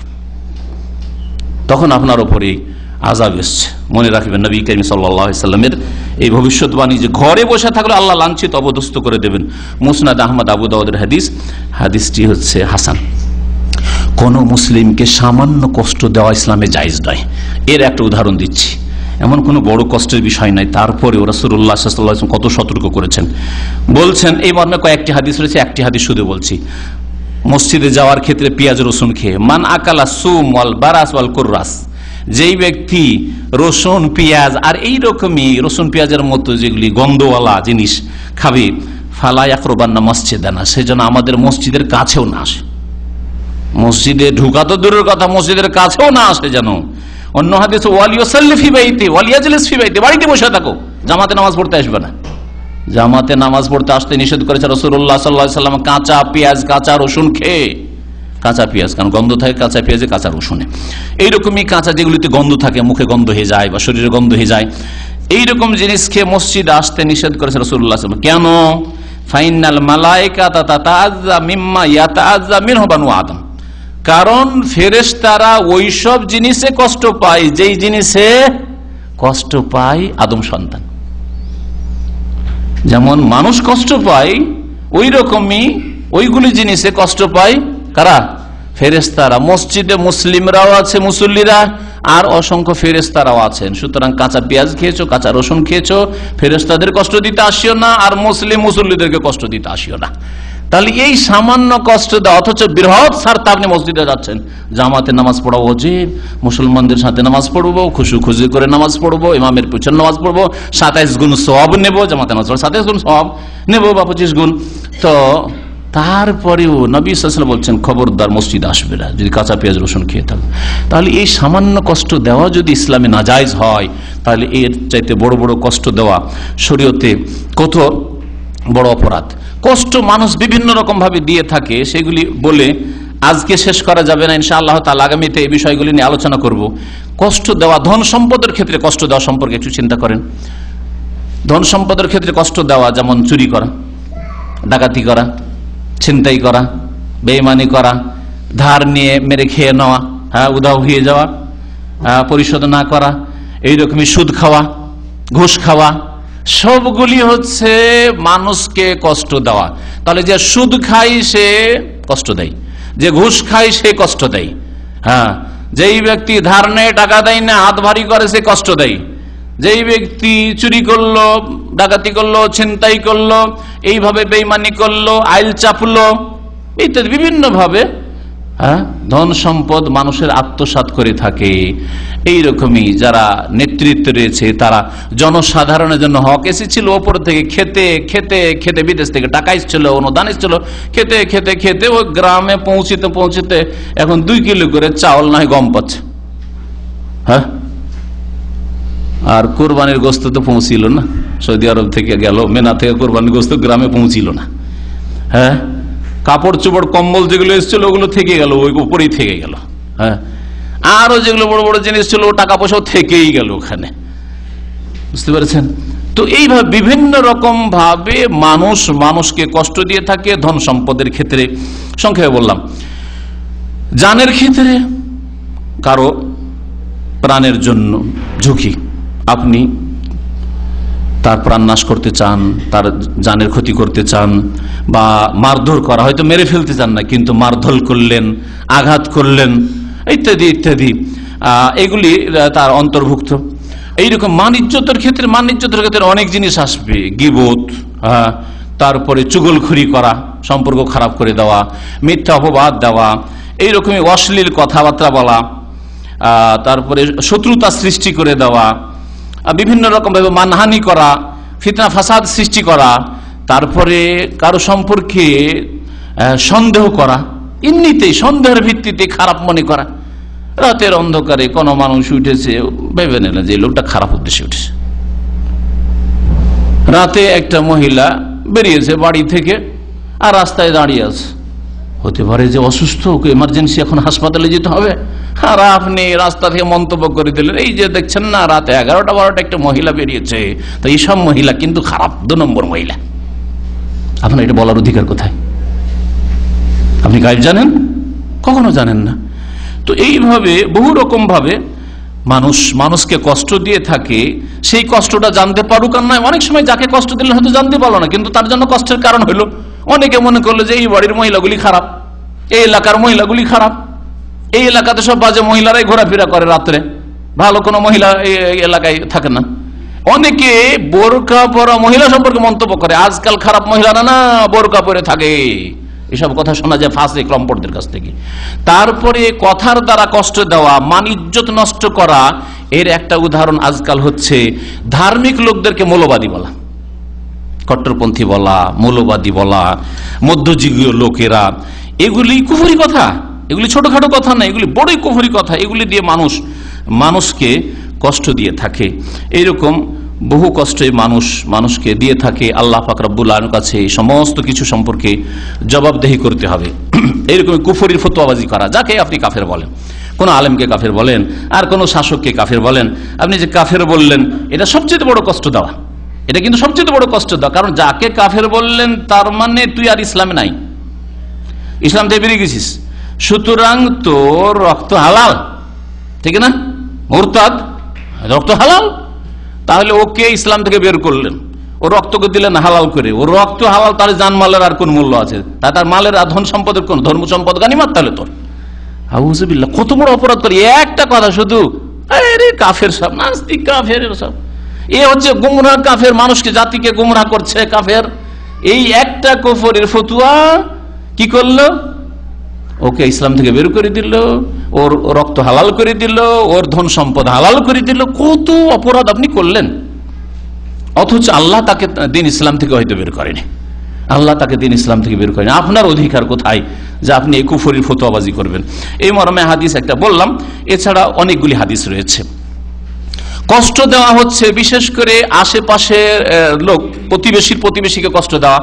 প্রতিবেশী আশেপাশে আপনি যখন বাস করছেন তখন ওদের মহিলারা কখনো হয়তো মাথা থেকে কাপড় পরে যেতে পারে, অথবা কখনো চেহারা আপনার সামনে চলে আসতে পারে, তাদের খারাপ নজর দেওয়া, অথবা কোনো জায়গায় একটু ছিদ্র বাড়িতে দেখার জন্য কোনো ছিদ্র পেলে ওই দিক দিয়ে তাকাইছেন, অথবা আপনি হয়তো এমন সুযোগ পাচ্ছেন যে আপনার বাড়ি থেকে নজর আসছে, হয়তো ওর বাড়ি, ওর উঠান নজর আসছে, আর ওখানে দেখার চান্স নিচ্ছেন যখন তখন। এই সবগুলি কষ্ট দেওয়ার অন্তর, মান ইজ্জত নষ্ট করার অন্তর্ভুক্ত। নবী সাল্লাল্লাহু আলাইহি ওয়াসাল্লাম আমাদের মান ইজ্জত একের অপরের উপরে হারাম। এই জন্য এই ক্ষেত্রে শরীয়তের মাসলা হচ্ছে যে পাশাপাশি বাড়ি বাঁধলে একজন উঁচা 5 তলা বাড়ি করবে আর একজন 1 তলার গরিব, এইরকম বাড়ি বাঁধাই জায়েজ নাই। যে কোনো মুসলিম সরকারের আইন হওয়া উচিত যে এক এলাকায় একই মানের বাড়ি ঘর থাকবে। যদি গরিবের এলাকা হয় যে 2 তলার অনুমতি রয়েছে, তাহলে এখানে 2 তলার পাশে 5 তলা তৈরি হবে না। আছে আমাদের দেশে গরিব 1 তলা বাড়িতে উঠানে ও মহিলারা শরীরের কাপড় পরে থাকছে, মাথার কাপড় পরে থাকছে, পেট খোলা থাকছে, কত গোসল করছে, আর এই বাবু 5 তলা 7 তলার ওপর থেকে সবকিছু দেখছে, শয়তান। হারাম, মান ইজ্জত নষ্ট করা, এ হচ্ছে মুসলিম নরনারীদেরকে কষ্ট দেওয়া। আল্লাহ পাক রব্বুল আলামিনের কঠোর শাস্তি রয়েছে এদের জন্য। দেখেন আলহামদুলিল্লাহ সৌদি আরবে যে এলাকাতে মানা আছে যে এলাকায় 2 তলা শুধু বাড়ি বা 3 তলা বাড়ি হবে, এর চাইতে বড় উঁচা বিল্ডিং করা যাবে না, আছে এখানে এই আইন আছে।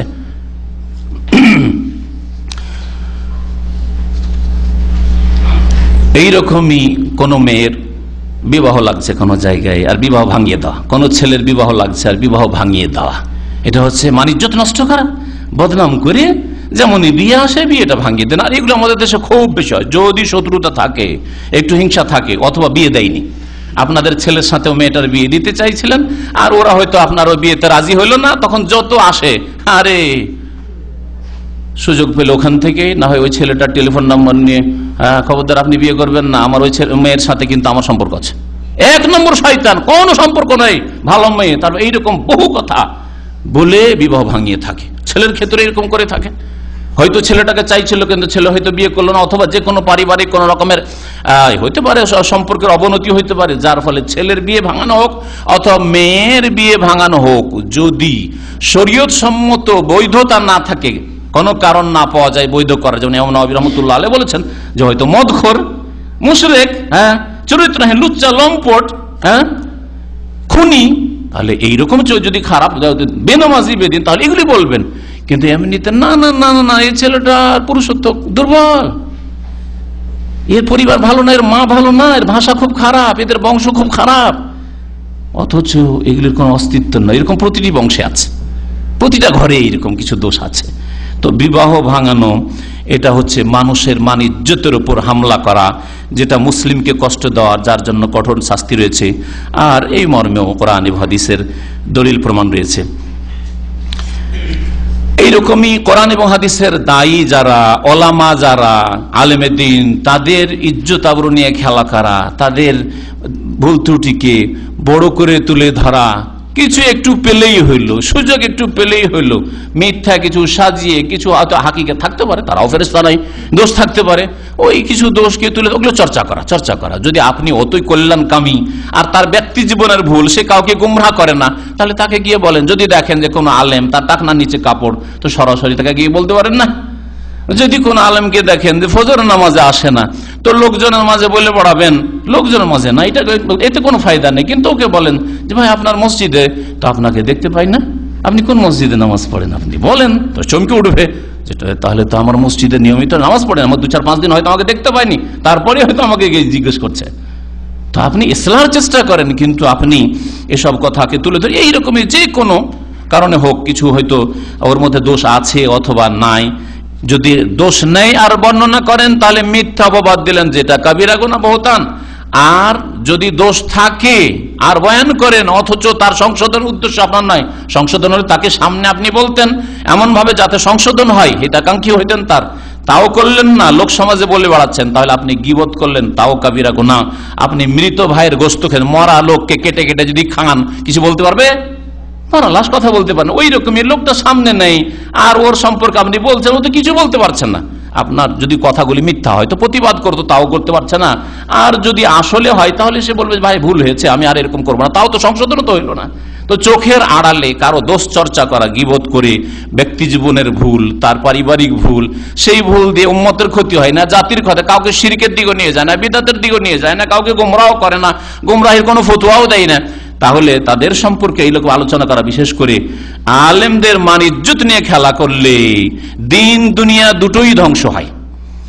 আর শাসকদের মান ইজ্জত নিয়ে খেলা করলে কমপক্ষে দুনিয়া ধ্বংস হয়। দিনদার যদি শাসকের সমালোচনা করেন তাহলে দিন দুনিয়া দুটোই ধ্বংস হবে আলেমদের মতে। আর যদি দুনিয়াদার নিছক শাসক হয় তাতেও দুনিয়া খারাপ হবে, কোনো লাভ হবে না। এই জন্য শাসকদের ক্ষেত্রে মেম্বারে চড়ে, স্টেজে চড়ে বড় বড় ফতোয়াবাজি করে কোনো লাভ নেই। এর জন্য উত্তম পন্থা চিন্তা করেন, বা বড় বড় আলেমদেরকে বলেন যে আপনারা কি চিন্তা করছেন, এদের সংশোধনের জন্য কি পদক্ষেপ হইতে পারে, এদের কাছে দাওয়াত পৌঁছানোর জন্য কি পদক্ষেপ হইতে পারে, এগুলি করা উচিত।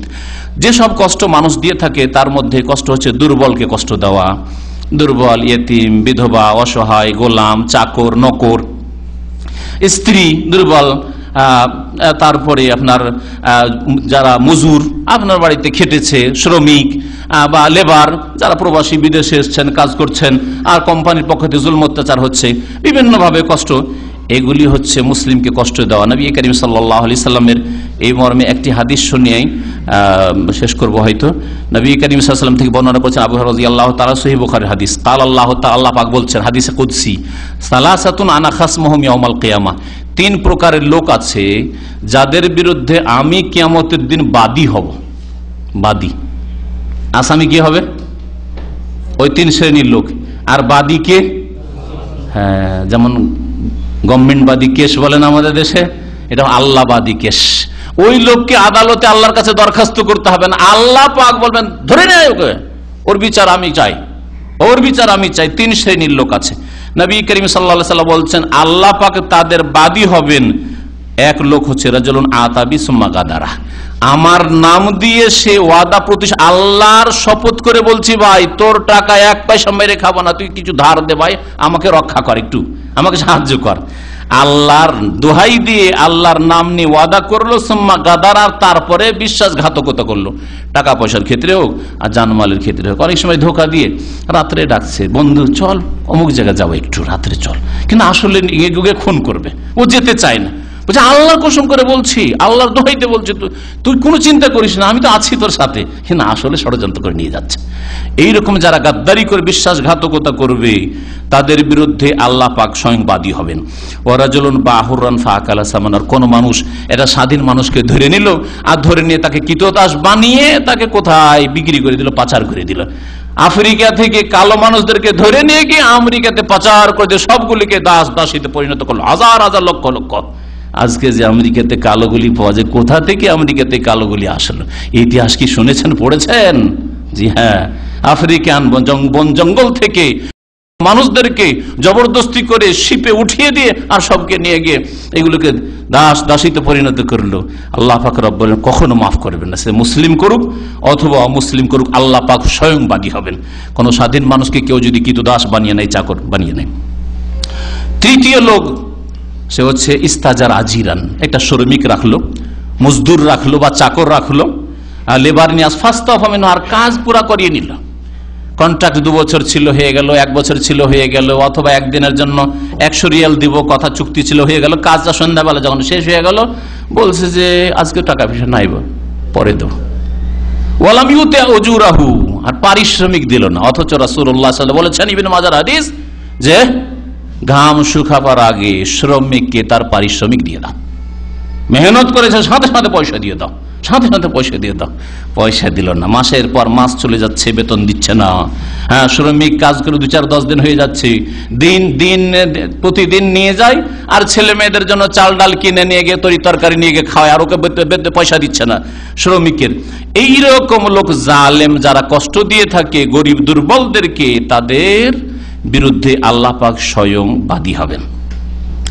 এইরকমই কষ্ট দিয়ে থাকে মানুষ আজকাল মিছিল করে, যদিও পশ্চিমা আইনে যেমন গণতন্ত্র, ওই রকমই সমস্ত তন্ত্র মন্ত্র, আর তেমনি হচ্ছে এই মিছিল আর বিক্ষোভ আর হরতাল আর অবরোধ, সবগুলি ইসলামের দৃষ্টিতে হারাম। এখন এই বিষয়ের উপর যদি বক্তব্য করতে হয় তো লম্বা বক্তব্য করতে হবে, না হলে বলবেন যে তাহলে তার কি আপনি কিছুই করতে দিচ্ছেন না। হ্যাঁ, কিন্তু ইসলামে এসবের একটির অনুমতি নেই। হইচই করে যেই রাস্তা দিয়ে মিছিল যাচ্ছে সেখানকার রুগীদের ঘুম হারাম, সেখানকার সেই এলাকার লোকেরা ভীত সন্ত্রস্ত, হায় রে কি হবে রে, হাজার হাজার লোক আমাদের গ্রাম দিয়ে যাচ্ছে, কি যে হয় আর না হয়। এইরকম জায়েজ কোথায় এইসব? তো এইসব জায়েজ নাই, যাতে রাস্তার লোকে কষ্ট দেওয়া হয়। রাস্তায় যখন হাজার হাজার লোকের মিছিল আসতে দেখছে, সামনের দিক থেকে 2-4-10টা লোক আসছে, ওরা পালাতে দিশা পায় না, যাবো কোন দিকে রে বাবা, কোন রাস্তা দিয়ে পালাবো, বাঁচবো, ঠিক না? তাহলে এসব জায়েজ নয়। এইরকমই আর তার সাথে সাথে যা সামনে পাও পুড়িয়ে দাও, জ্বালিয়ে দাও, হ্যাঁ, ভেঙে দাও, নষ্ট করে দাও, ইত্যাদি ইত্যাদি, সবগুলি হচ্ছে কষ্ট দেওয়া, সেটা কোনো মুসলিমের পক্ষ থেকে হোক অথবা অমুসলিমের পক্ষ থেকে হোক, এগুলি শরীয়তে হারাম। এইরকমই যেটা এর আগে হয়তো ইঙ্গিত করেছি, ইন্টারনেটে ফেসবুকে মানুষের ছবিকে বিকৃত করে পেশ করা, আসল বিষয়টাকে বিকৃত করে অন্যরকম ভাবে পেশ করা, আসলে এরকম কথা বলেই নি কেউ, আর ওর সম্পর্কে বলছেন আরে অমুকে এরকম কথা বলেছে, এমন ভাবে ফেসবুকে রটিয়ে দিল, ইন্টারনেটে এমন ভাবে ছড়িয়ে দিল, নির্দোষীকে দোষী বাড়িয়ে দিল, তো বলেই নি ওই কথা। আসলে দেখা যাচ্ছে ওর কোনো অস্তিত্ব নেই। আজকাল ইন্টারনেটের জগতে আর ফেসবুকের জগতে এরকম বহু পাপ হচ্ছে, আর এই পাপগুলিতে অনেক ভালো মানুষরা, যারা বাহ্যিক কিছু ভালো গুণ তাদের মধ্যে রয়েছে, মানে নামাজ টামাজ আছে, আরো কিছু দিনদারি হয়তো আছে, কিন্তু এইরকম পাপে অনেকে অংশ নিচ্ছে, আর হককে বাতিলের সাথে এমন ভাবে একাকার করে দিচ্ছে যে হক বাতিলের মাঝে কিছু পার্থক্য করা মুশকিল, যে কোনটাই হক কথা কোনটাই বাতিল কথা। এরাও তো ভালো কথা বলছে, হ্যাঁ, বড়ই মুশকিল এই ক্ষেত্রে। সুতরাং এই ফেসবুকের লড়াই, ইন্টারনেটের লড়াই, এইসব লড়াই বাদ দিয়ে আল্লাহর ওয়াস্তে যতটুকু অ্যাডজাস্ট করতে পারছেন, যে আপনার আমি এগুলি মেনে নিতে পারছি, আমার আপনি মেনে নিতে পারছেন, তো আলহামদুলিল্লাহ, যে আমি যে কথাগুলি বলছি আপনারা ওই কথাগুলি বলছেন, ভালো কথা, মিলে গেল।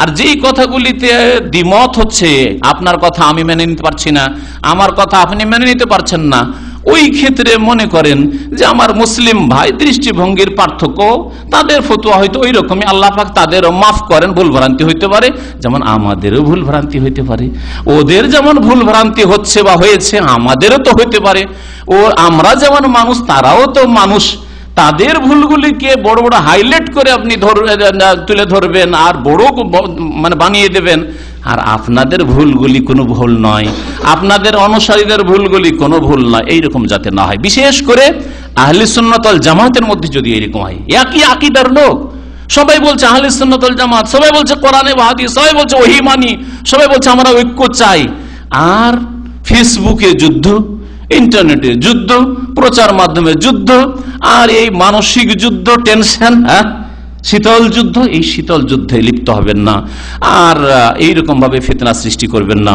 বরং যেসব ক্ষেত্রে একমত হতে পারছেন আলহামদুলিল্লাহ, একমত হয়ে গেলে, আর যেসব ক্ষেত্রে একমত না হতে পারছেন সেই ক্ষেত্রে বলেন যে আল্লাহ তোমাদেরও মাফ করুক, আমাদেরও মাফ করুক, তোমরাও যেমন মানুষ আমরাও মানুষ। যেমন ইমাম আবু হানিফা রহমতুল্লাহ আলাইহি বলেছেন, যখন তাকে জিজ্ঞাসা করা হয় রাসূলুল্লাহ সাল্লাল্লাহু আলাইহি ওয়াসাল্লাম সম্পর্কে, তখন তিনি বলেন যে আমার কথাকে রসুলের সামনে ছুঁড়ে ফেলে দিও, রসুলের বিরোধী আমার কথা হলে ছুঁড়ে ফেলে দিও দেওয়ালের ওই পাশে।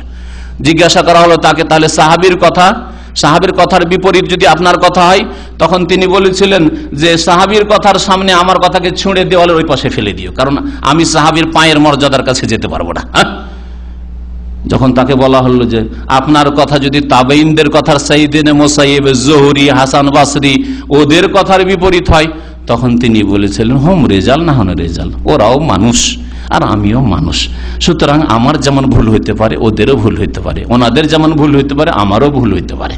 সুতরাং এই ক্ষেত্রে ঝগড়া কিছু নেই। ইজতিহাদ, যাদের ইজতিহাদের যোগ্যতা আছে, কোরআন হাদিস চর্চা করার যোগ্যতা আছে, তাদের মধ্যে এরকম ইখতিলাফ হইলে সেই জন্য একবারে তুমুল ঝগড়া শুরু করে দিতে হবে আর শীতল যুদ্ধ শুরু করে দিতে হবে, এরকম যাতে না হয়। ফেসবুকের যুদ্ধ শুরু করে দিতে হবে, এরকম যেন না হয়। আল্লাহ পাক রব্বুল আলামিন আমাদের সবাইকে বুঝার তৌফিক দান করেন, আল্লাহ পাক আমাদের সংশোধন করার তৌফিক দান করেন, সমস্ত রকম ফিতনা ফাসাদ থেকে, কলহ বিবাদ থেকে আল্লাহ পাক যেন বাঁচিয়ে রাখেন, জালেমদেরকে আল্লাহ পাক রব্বুল আলামিন যেন দূর করেন, জালেমদের জুলম যেন আমাদের সমাজ থেকে, দেশ থেকে, পরিবার থেকে দূর করেন, আর মজলুমদেরকে আল্লাহ পাক রব্বুল আলামিন যেন সাহায্য করেন। আল্লাহ পাক আমাদের সকলের গুনাহ খাতা যেন মাফ করে দেন, নেক আমলের তৌফিক যেন দান করেন।